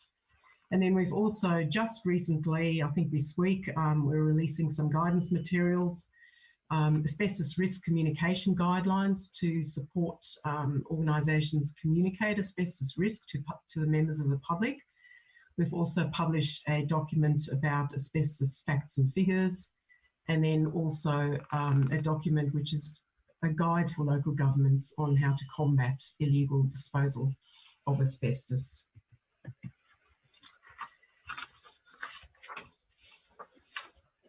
Another bit of work that we're doing, which is in progress, we started this a few months ago, is to develop national guidelines on asbestos identification and assessment. So there is a lack of inconsistency in how various asbestos assessors and occupational hygienists describe asbestos risks when they go and need to prepare asbestos registers, or when they identify asbestos-containing materials, including how they describe the condition of asbestos-containing materials. And this can lead to the ineffective management of ACMs. So the purpose of developing these guidelines, we're doing it in consultation with a working group, is to provide a consistent standard for identifying and assessing the risk of asbestos materials in the built environment, so in workplaces as well as in homes. And hopefully that will support maintaining good quality asbestos registers and management plans, and also help property owners decide how to manage their asbestos materials effectively and to prioritise risk-based removal. So this document will provide guidance for assessors primarily, but will also be useful for other people as well as the clients, the building owners who do engage asbestos professionals to do the assessments. So on the type of surveys, how to conduct the surveys, all the information that needs to be provided in preparation for a survey. It will also provide information on assessing ACM risk, and we're probably looking at using the Victorian Asbestos Eradication Agency risk assessment model for this work. So that model looks at 4 areas. It looks at the ACM condition, the friability, the disturbance potential, and the building use. And then it will also provide some guidance on preparing assessment reports, and guidance then for the clients on how they should use those reports in developing their asbestos registers and their management plans, and making decisions on how to manage their asbestos materials.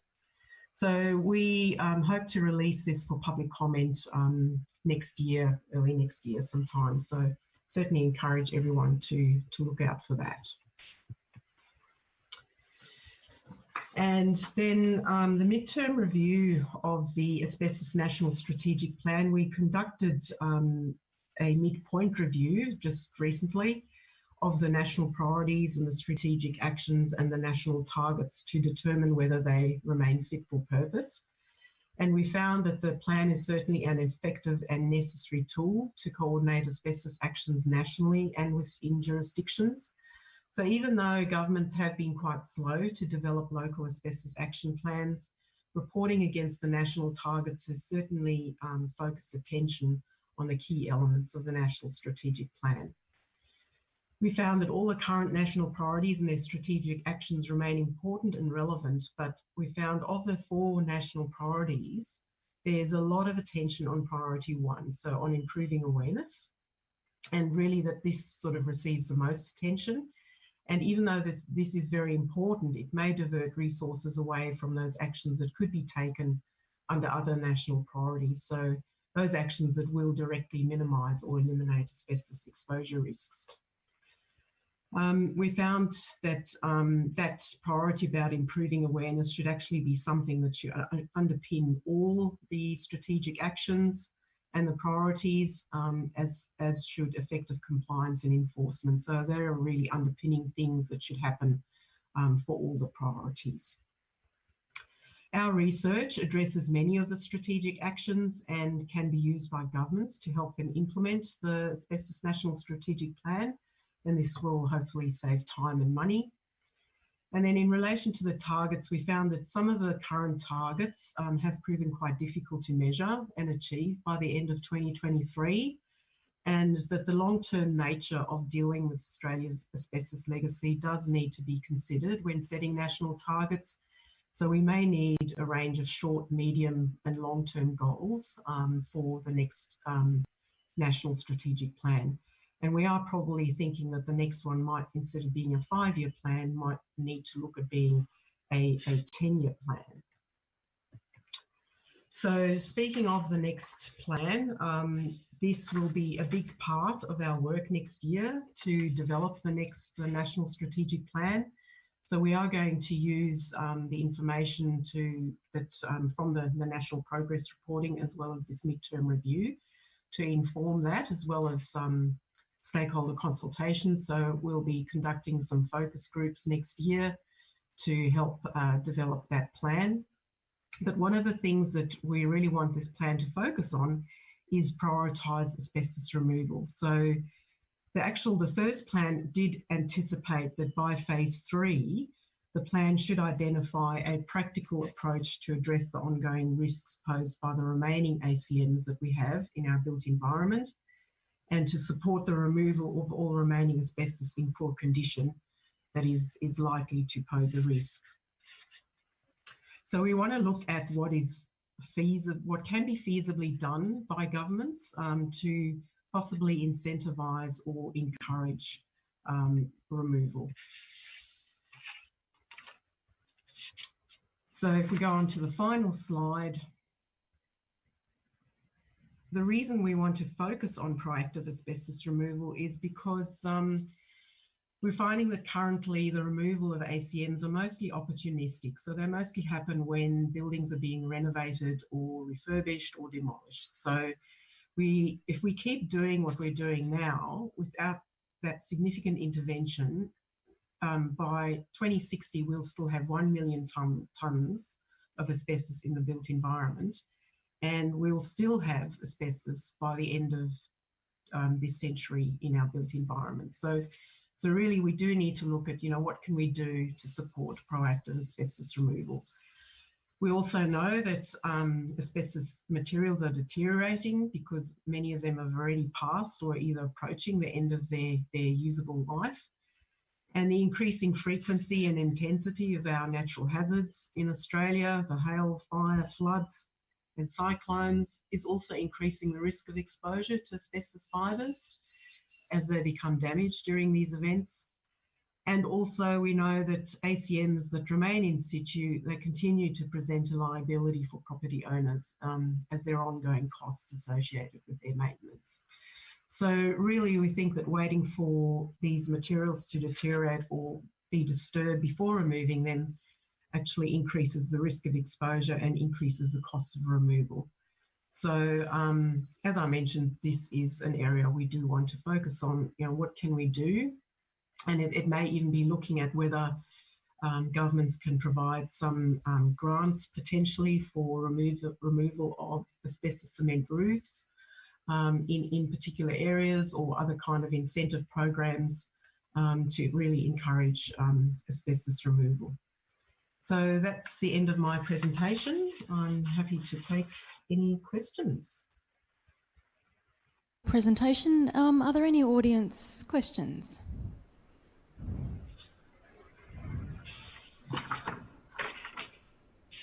No?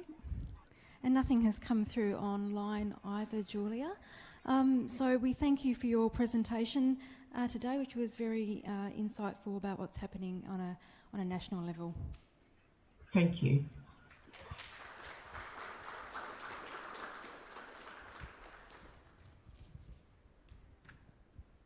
Our next speaker is John Snooks. John is Chief Advisor Asbestos at Workplace Health and Safety Queensland.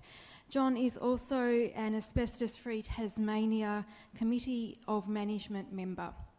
As an occupational hygienist, John has held roles including Director of Hygiene Consulting Company and Lab Quality Manager of a NATA accredited laboratory for asbestos identification and fibre counting, asbestos removal project manager and fireable asbestos removal supervisor.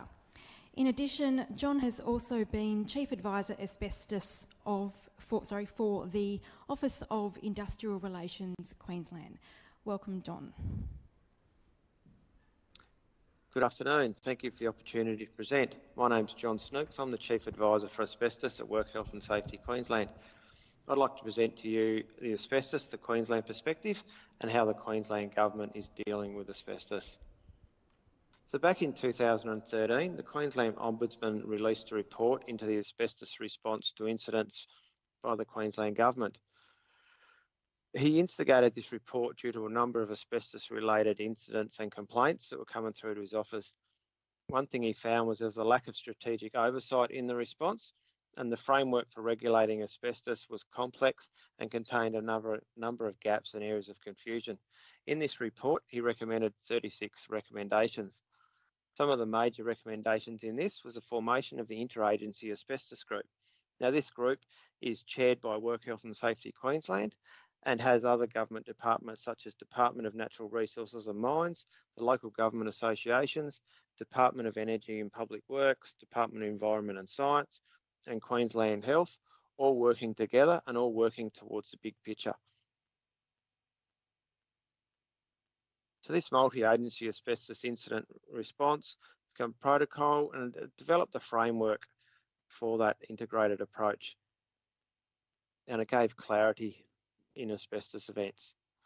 So out of that, a management of asbestos incidents was developed, and this set the framework for who was to respond to those incidents. It had clarity and it ensured that the risk and community expectations were met, and there's a much more collaborative approach between the different departments.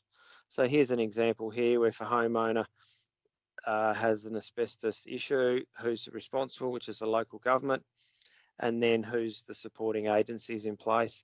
Now this works particularly well in grey areas. A couple of months ago we had an issue where there's a sandbar at low tide. The asbestos cement sheet debris that were dumped there became visible, and then at high tide they were covered up, and that ended up being the Department of Environment and Science had the response to that incident.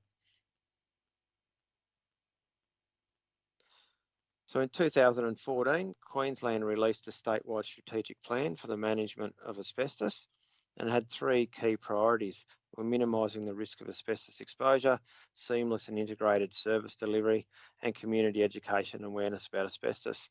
So under this, they kicked some goals, I guess. They developed a single source of asbestos-related information with a Queensland website for asbestos. They joined up with asbestos services across the government boundaries, provided clarity, and they worked collaboratively with the responses.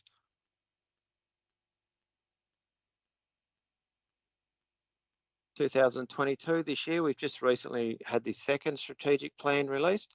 This one mirrors up quite well with the National Strategic Plan, and we have 4 priorities in place.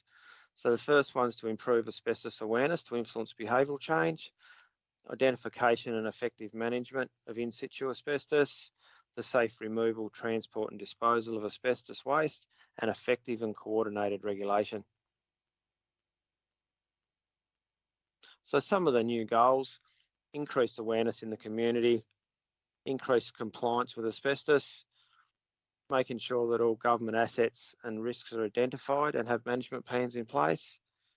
All commercial buildings have up-to-date asbestos registers. There's recently been a campaign on this where the regulators have gone into random businesses and checked to see if there was asbestos registers in place, and if not, they've issued notices. Government agencies that own or control assets have prioritised schedules for the safe removal of asbestos, reduce the illegal dumping of asbestos-containing materials, reduce the incidence of unsafe asbestos removal, make sure that the asbestos removal, transport and disposal is accessible, safe and compliant. And all regulators have implemented the asbestos compliance programs, and the regulators are investigating and prosecuting illegal activities. So I guess where I fit in my asbestos unit, we're engaged in the awareness of the community, supporting the regulators to make sure that they have the knowledge to do their job and the support for the technical knowledge where that's required. And if there's any high profile asbestos incidents, we'll respond to that and coordinate the remediation of those incidents.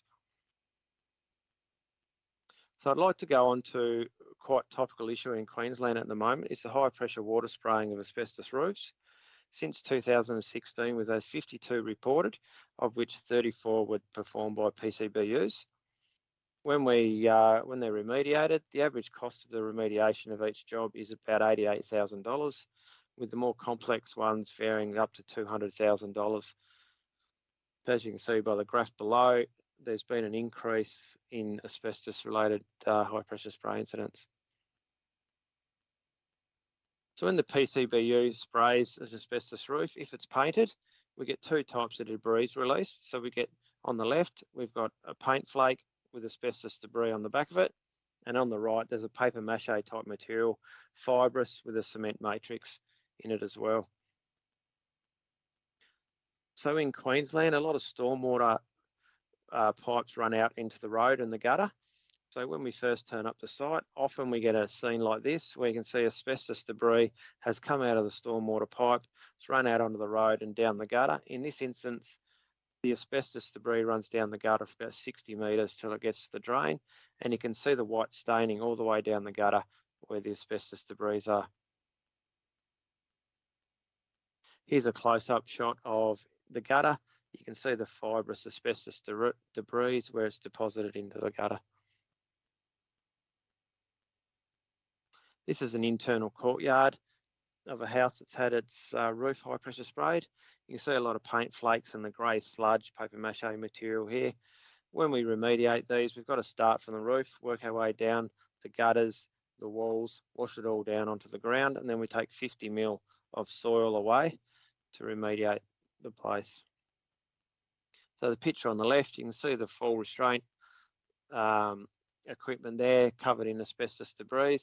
And the picture on the right, you can see the paper mache material on the barge board, the guttering, and how much paint and material has been taken off the roof with the high pressure spraying. This is about where the PCBU got interrupted in what they were doing. They were trying to clean the footpath. Here you can see the asbestos debris with a cement matrix covering the footpath.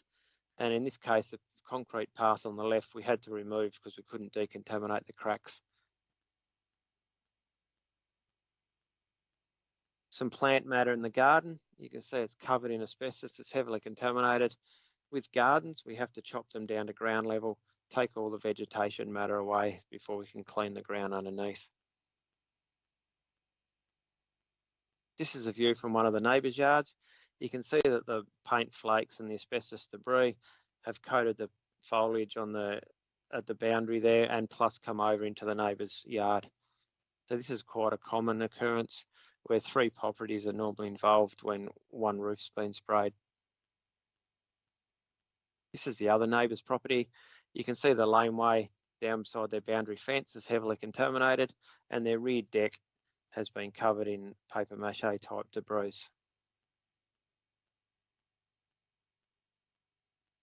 So this is a picture of a make safe. We initially get there, do an urgent make safe to control the risk to the community. We cover it with geofabric material, and this gives us a chance to chase down the PCBU and get them to pay for the full remediation works.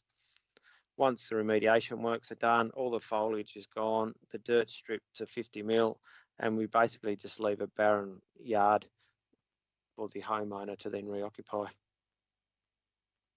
Thank you once again for the opportunity to present.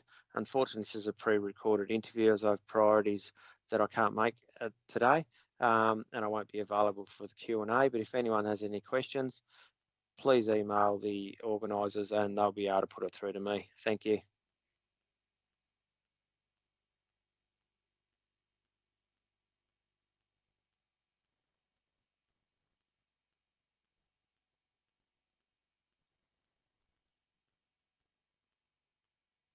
Have any questions for John, if you please include those questions in that. I would now like to welcome back to the stage Vicky Tabor from WorkSafe Tasmania to now present on the asbestos compensation scheme in Tasmania. Thanks, Vicky. Thank you, Stephanie. I'm still recovering from John's presentation, I have to say. Anyway, so again, I'd just like to take a few minutes this time to talk to you about the asbestos compensation scheme. So the Asbestos-Related Diseases Occupational Exposure Compensation Act, which was what Rob spoke about earlier, is what actually provides a statutory compensation framework for workers who've suffered asbestos-related disease caused by exposure to asbestos at work. Now, Asbestos exposure at works had an impact on a diverse range of industries and occupations across the community. Of the accepted claims for 21-22, most commonly reported occupations were carpenter, builders and store persons. However, we've had claims from people whose occupations have included bricklayers, fitters and machinists, truck drivers, technicians, cleaners, forensics, security, labourers, painters and office workers. So the scheme is non-adversarial and provides no fault and timely compensation. It administers benefits including lump sum compensation, weekly payments, payment of medical and other expenses, and unfortunately funeral costs. To be eligible for compensation, a person must be or have been a worker connected with the state, which is part of what the legislation explains, at the time of their exposure to asbestos. This means that a retired person may still be eligible for compensation because, as we've looked earlier today, the long latency of asbestos-related disease means that most people are not still working or not working with their original employer where that asbestos exposure took place. Workers who've been diagnosed with an asbestos-related disease and family members of deceased workers may lodge an application with the Asbestos Compensation Commissioner. This must be accompanied by medical and occupational evidence that's needed to determine their claim, including that the worker's been correctly diagnosed by a medical specialist as actually having an asbestos-related disease.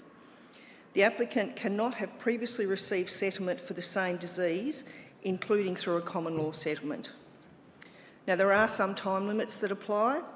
So for imminently fatal claims, i.e. someone's going to die within 2 years, there's a 12-month timeline to apply after you've been given that initial medical certificate that diagnoses you as having an asbestos-related disease. For family members, there's also a 12-month limit that applies after the death of the worker with the disease.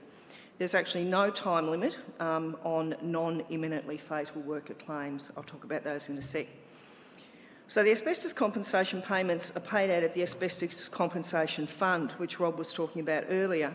So this is actually funded by a levy on workers' compensation premiums of licensed insurers, self-insurers and state service agencies. The last financial year, levy amounts received by the fund were a little over $9 million. Also, as Rob said, the levy this year is around 2.5%. That will actually be going down again next year to 2%, so that will be decreases in levy payments by insurers over the last 2 years, which I'm sure they're happy about. So I've got a lot of information on there. I'll just very quickly go through the entitlements. So benefits or payments under the scheme differentiate between the diagnosis of imminently fatal or a non-imminently fatal claim. They're based on a statutory prescribed amount which are calculated against the basic salary each year. So for 2022, the basic salary is $975.12 a week. So how this works is there are a number of units which are associated to each of these payments, and each unit is then multiplied by that basic salary amount. So for an imminently fatal asbestos-related claim, this is a person who's been formally diagnosed with less than 2 years life expectancy due to that asbestos-related disease. They may be entitled to a package of lump sum payments, an age-based lump sum payment as well as additional medical, travel and funeral costs. So with that lump sum payment, if a person is less than 80 years of age, they're entitled to an additional age-related benefit, again up to the maximum amount of $351,000. Excuse me.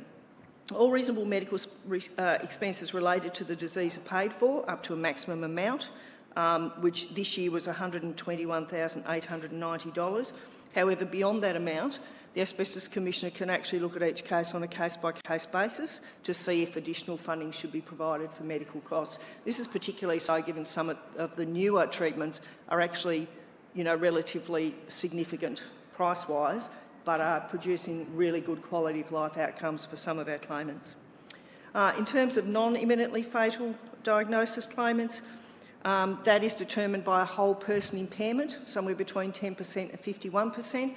And again, that has to be related to the asbestos-related disease, not their whole body in terms of any other comorbidities that they may have. Again, medical, travel and funeral costs may be payable. and members of the family are entitled to the same amount of a lump sum compensation that the worker would have been eligible for. Any member of family claims are made jointly by all the eligible family members. So the Asbestos Compensation Commissioner is Robin Pearce, and Robin would have been here today, but unfortunately she was required in Parliament for some legislative questions, which is probably a little harder than what I'm doing. And Robin's also the Executive Director of WorkSafe. So in her role as Commissioner, she oversees the administration of the scheme and exercises the decision-making powers provided by the legislation.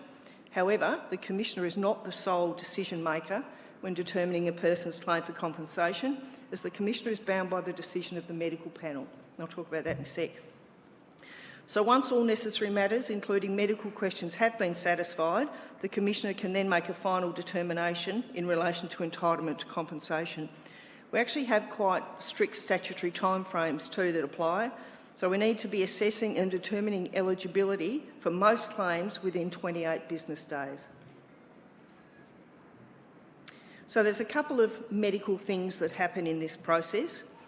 The first is the assessment of a whole person impairment, and that actually forms an important part of the application process for a person who's been diagnosed with a non-imminently fatal disease.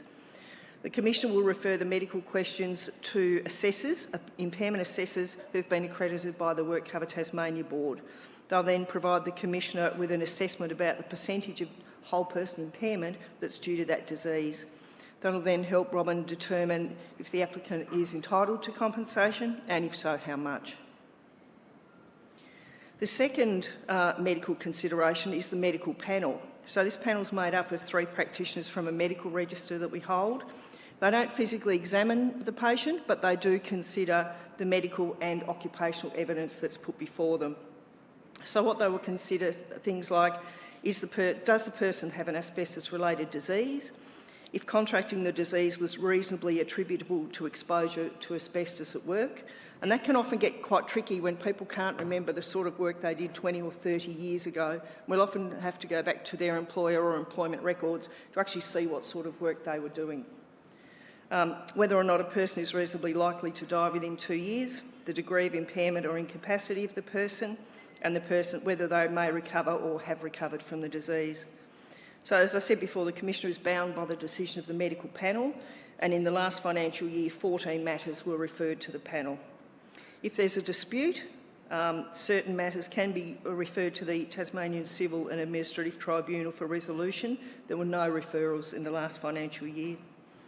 So staff and WorkSafe will work with employers, medical and legal professions and others to ensure applications are complete and that the medical panel and the Commissioner have all the information they need to determine each claim. So in terms of scheme data for the last financial year, as Rob said, the Commissioner received 17 new applications, which was in fact 5 more than last year. We think it's quite likely due to COVID last year. I think in 1 6-month timeframe we only received 1 claim during that time. Of those, 12 were for imminently fatal claimants, 2 were non-imminently fatal and 3 were member of families. 11 of these were accepted for imminently fatal, including 1 member of the family. 1 was accepted for non-imminently fatal. 1 was not accepted or not entitled to compensation because there was less than a 10% whole of person impairment. 2 were not accepted and 2 were pending at 30 June. Since the commencement in 2011 of the scheme, we have received around 210 claims from workers and family members, and we have raised and paid out in excess of $50 million in claims-related payments. So if there's any other further detail you'd like, you can actually have a look on our website. I think the Asbestos Commissioner's report has just been tabled in Parliament either today or tomorrow, so that will be publicly available. Thanks. So if there's any questions.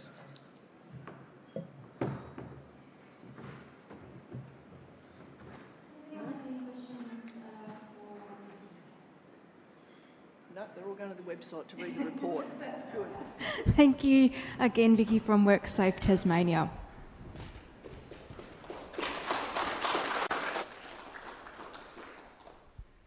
Our final speaker is Simon Cocker, President of the Asbestos Free Tasmania Foundation, where he has been President for 12 years. Simon has been involved in asbestos awareness and reform for over 15 years. in both his role as President and former Secretary of Unions Tasmania, which included 6 years as a previous member of the WorkCover Tasmania Board. Welcome, Simon. Thank you, Stephanie, and thank you all for hanging on. I'll take up another 10 minutes of your time. I hope you have found this valuable this afternoon, because I certainly think it's valuable when people come in and go through these issues. So thank you for the opportunity to talk to you today. When I saw the lineup of speakers and their topics today, I have to say it was somewhat satisfying for me to reflect on just how much things have improved in the area of safety and eradication of asbestos. As Stephanie said, I've been involved in awareness reform and awareness issues for more than 15 years. Why do we have a problem? Well, like the rest of Australia, Tasmania made extensive use of asbestos in the manufacture of building products. It was a Wanda product, as was explained earlier, but unfortunately it is a Class 1 carcinogen with no safe level of exposure. In Tasmania, as well as the James Hardie and CSL products, we had a manufacturer resident in the state, Goliath Cement, based at Railton. That company made extensive use of asbestos. It actually even owned its own mine in Africa. I'll give you 3 quick stats just to show the extent. And these numbers come from very reliable sources, but between 1953 and 1959, Goliath consumed more than 4,500 tonnes of asbestos fibre. Secondly, in just 1 week of production, in their peak year, which was 1973, they produced 1 million square yards of flat asbestos sheeting. And of course, most of that is in our buildings, our schools, our homes, everywhere else. There were a couple of contracts with the Department of Education in Victoria, but most of that is in Tasmania. And we've seen the corrugated roofing, the Super 6 roofing.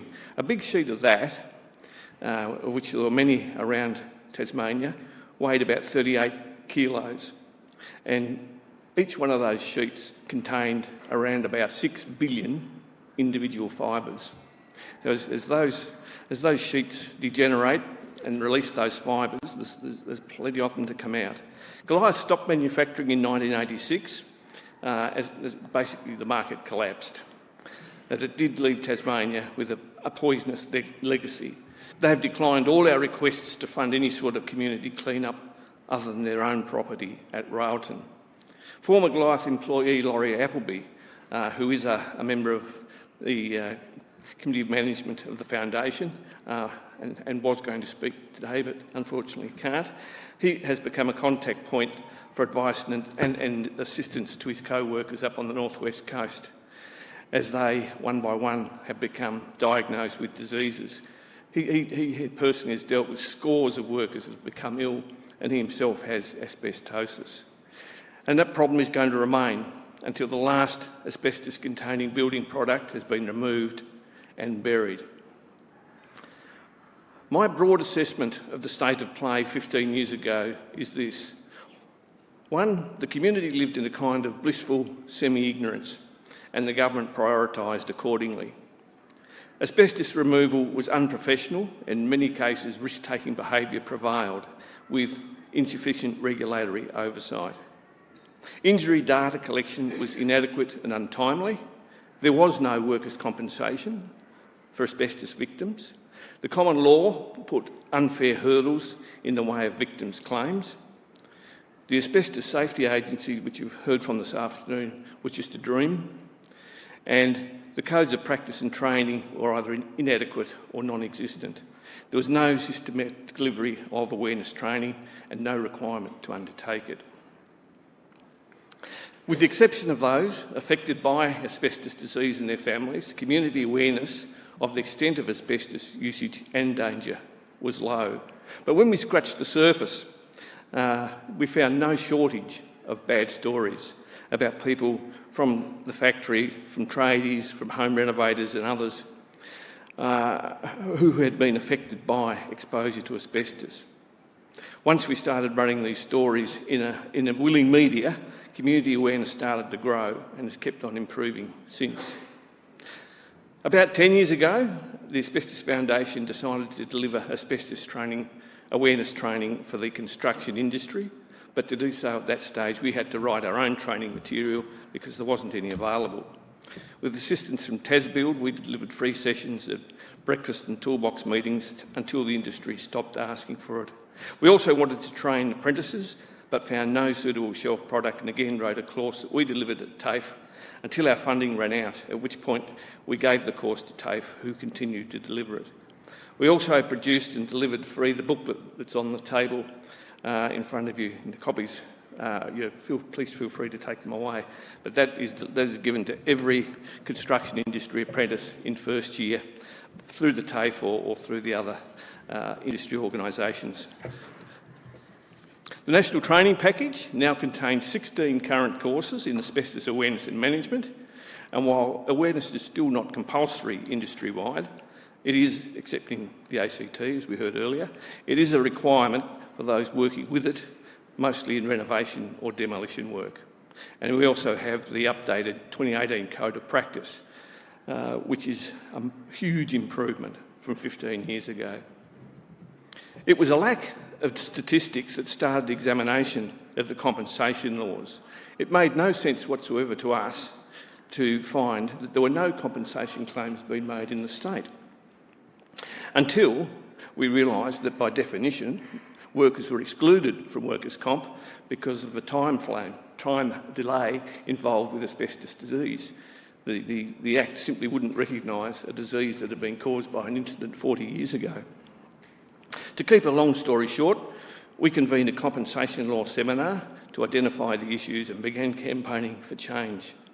We have achieved 2 rounds of common law reform, which have made significant difference to the complexity of applying for common law, and we now have the 2011 Act, as Vicky has outlined to you. It's just undergone its second 5-year review. The report was due with the Minister at the end of October. In its submission, the AFTF advised that we think the scheme is working well and providing good support to injured workers and their families. We asked the review team to examine the size of compensation payments to make sure they've maintained relativity with common law entitlements. And we also requested that wives and partners of workers contaminated or who went home with their work clothes and contaminated their households, that we've requested that those people be included in the scheme. There are still significant changes that need to be made to continue progress towards a safe community. In 2017, the AFTF, with funding assistance from the Law Foundation of Tasmania, commissioned John Green to investigate several issues, including the common law and the disclosure of the presence of asbestos on the sale of property, the rights of people living in the vicinity of buildings releasing fibre, and as you saw in examples that John Snooks put up today, it is very easy for asbestos to flow over. And we also had a look at the legislation for disposal of waste. I haven't got time to go into those issues in any depth today, but as a quick summary, the report identified serious shortcomings in some areas of operation. There is the 4-page leaflet that's on the table there, sets out a summary of our key findings. But I think probably there are 2 key issues. One is the lack of a clear requirement to disclose the presence of asbestos on the sale of property. It's debatable that there is a provision within the national framework for commercial activity that says that they should, but the consequences of not and the difficulty of proceeding on any of those issues makes it a toothless tiger. Work cover has very well defined powers and responsibilities if the asbestos is in a workplace. However, where issues arrive, and in particular fibre shedding from decrepit structures on private property, responsibility appears to be shared between the EPA, the Department of Health and local councils. And our experience on that is that the consequence is nothing ever happens. If you want to stop your neighbour poisoning your property, you may have to institute common law action with all its complexities and costs to do so.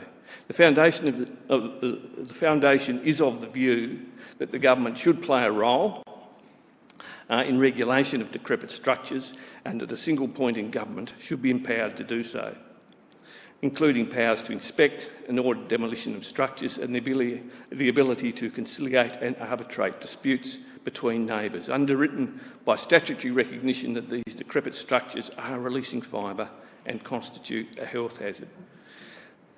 That report was presented to the relevant minister in 2019. He congratulated us on the good work and undertook to get a response. Unfortunately, he was very shortly after that moved out of the job, and we presented to a second minister who also resigned and moved out of the job. It now sits with the Attorney-General, and I understand some progress is being made. I just want to say a word about the Asbestos Safety and Eradication Agency that you heard from earlier today. It was created by the federal government following a couple of national conferences held by the asbestos support groups from every state and the ACTU and affiliate unions. The common thing that all the asbestos support groups had was that there's a whole range of things that we wanted to do, but we simply couldn't. We didn't have the time or the resources. And the Asbestos Safety and Eradication Agency is now filling that gap. A comprehensive submission was made, the case for the agency.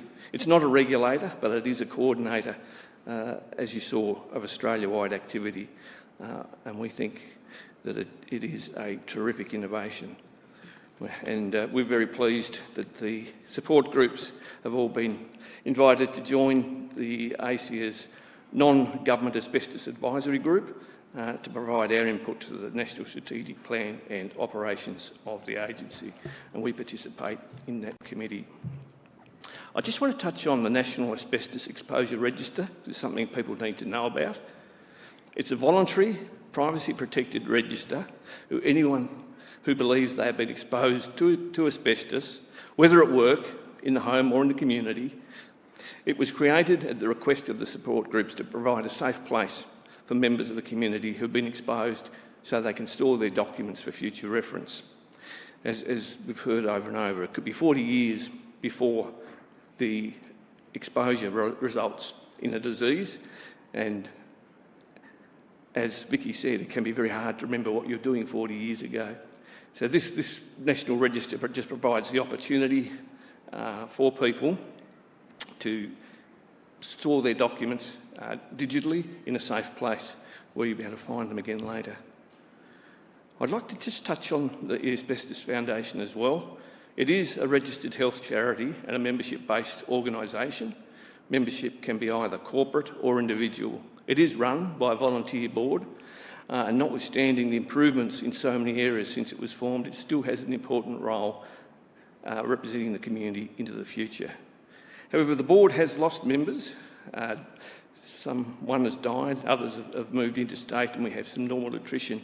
We're now down to operating with only 5 board members. And of those 5, 2 of us are currently being treated for cancer, not mesothelioma, I'm happy to say. But we do need fresh blood, so if anyone is interested in learning more about the forum or joining the board, please let me know. The other point that I just want to quickly touch on is this 10 square metre rule. That it is a thorny issue, but 10 square metres of asbestos is just as much a risk hazard as 11 square metres or 20 square metres. We believe it's foolish to have such a rule and strongly support getting rid of it. Any questions? No? Okay. Well, I'll just wrap it up then. We've heard from representatives of the federal government, Asbestos Safety Eradication Agency, state government regulators in Tasmania and Queensland, the Asbestos Commissioner or Deputy, who runs the Workers' Compensation Scheme, and private sector professional removalist organisations. The AFTA gives its thanks to all of these people for their work. All adds up to make both safer workplaces and a safer community for us all. I'd also like to thank WorkCover and in particular Stephanie Morawski for putting this event together today. Well done, Stephanie.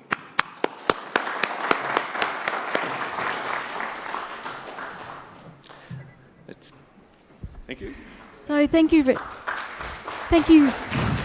very much again, Simon, for closing today's forum, and thank you for everyone for staying until the end.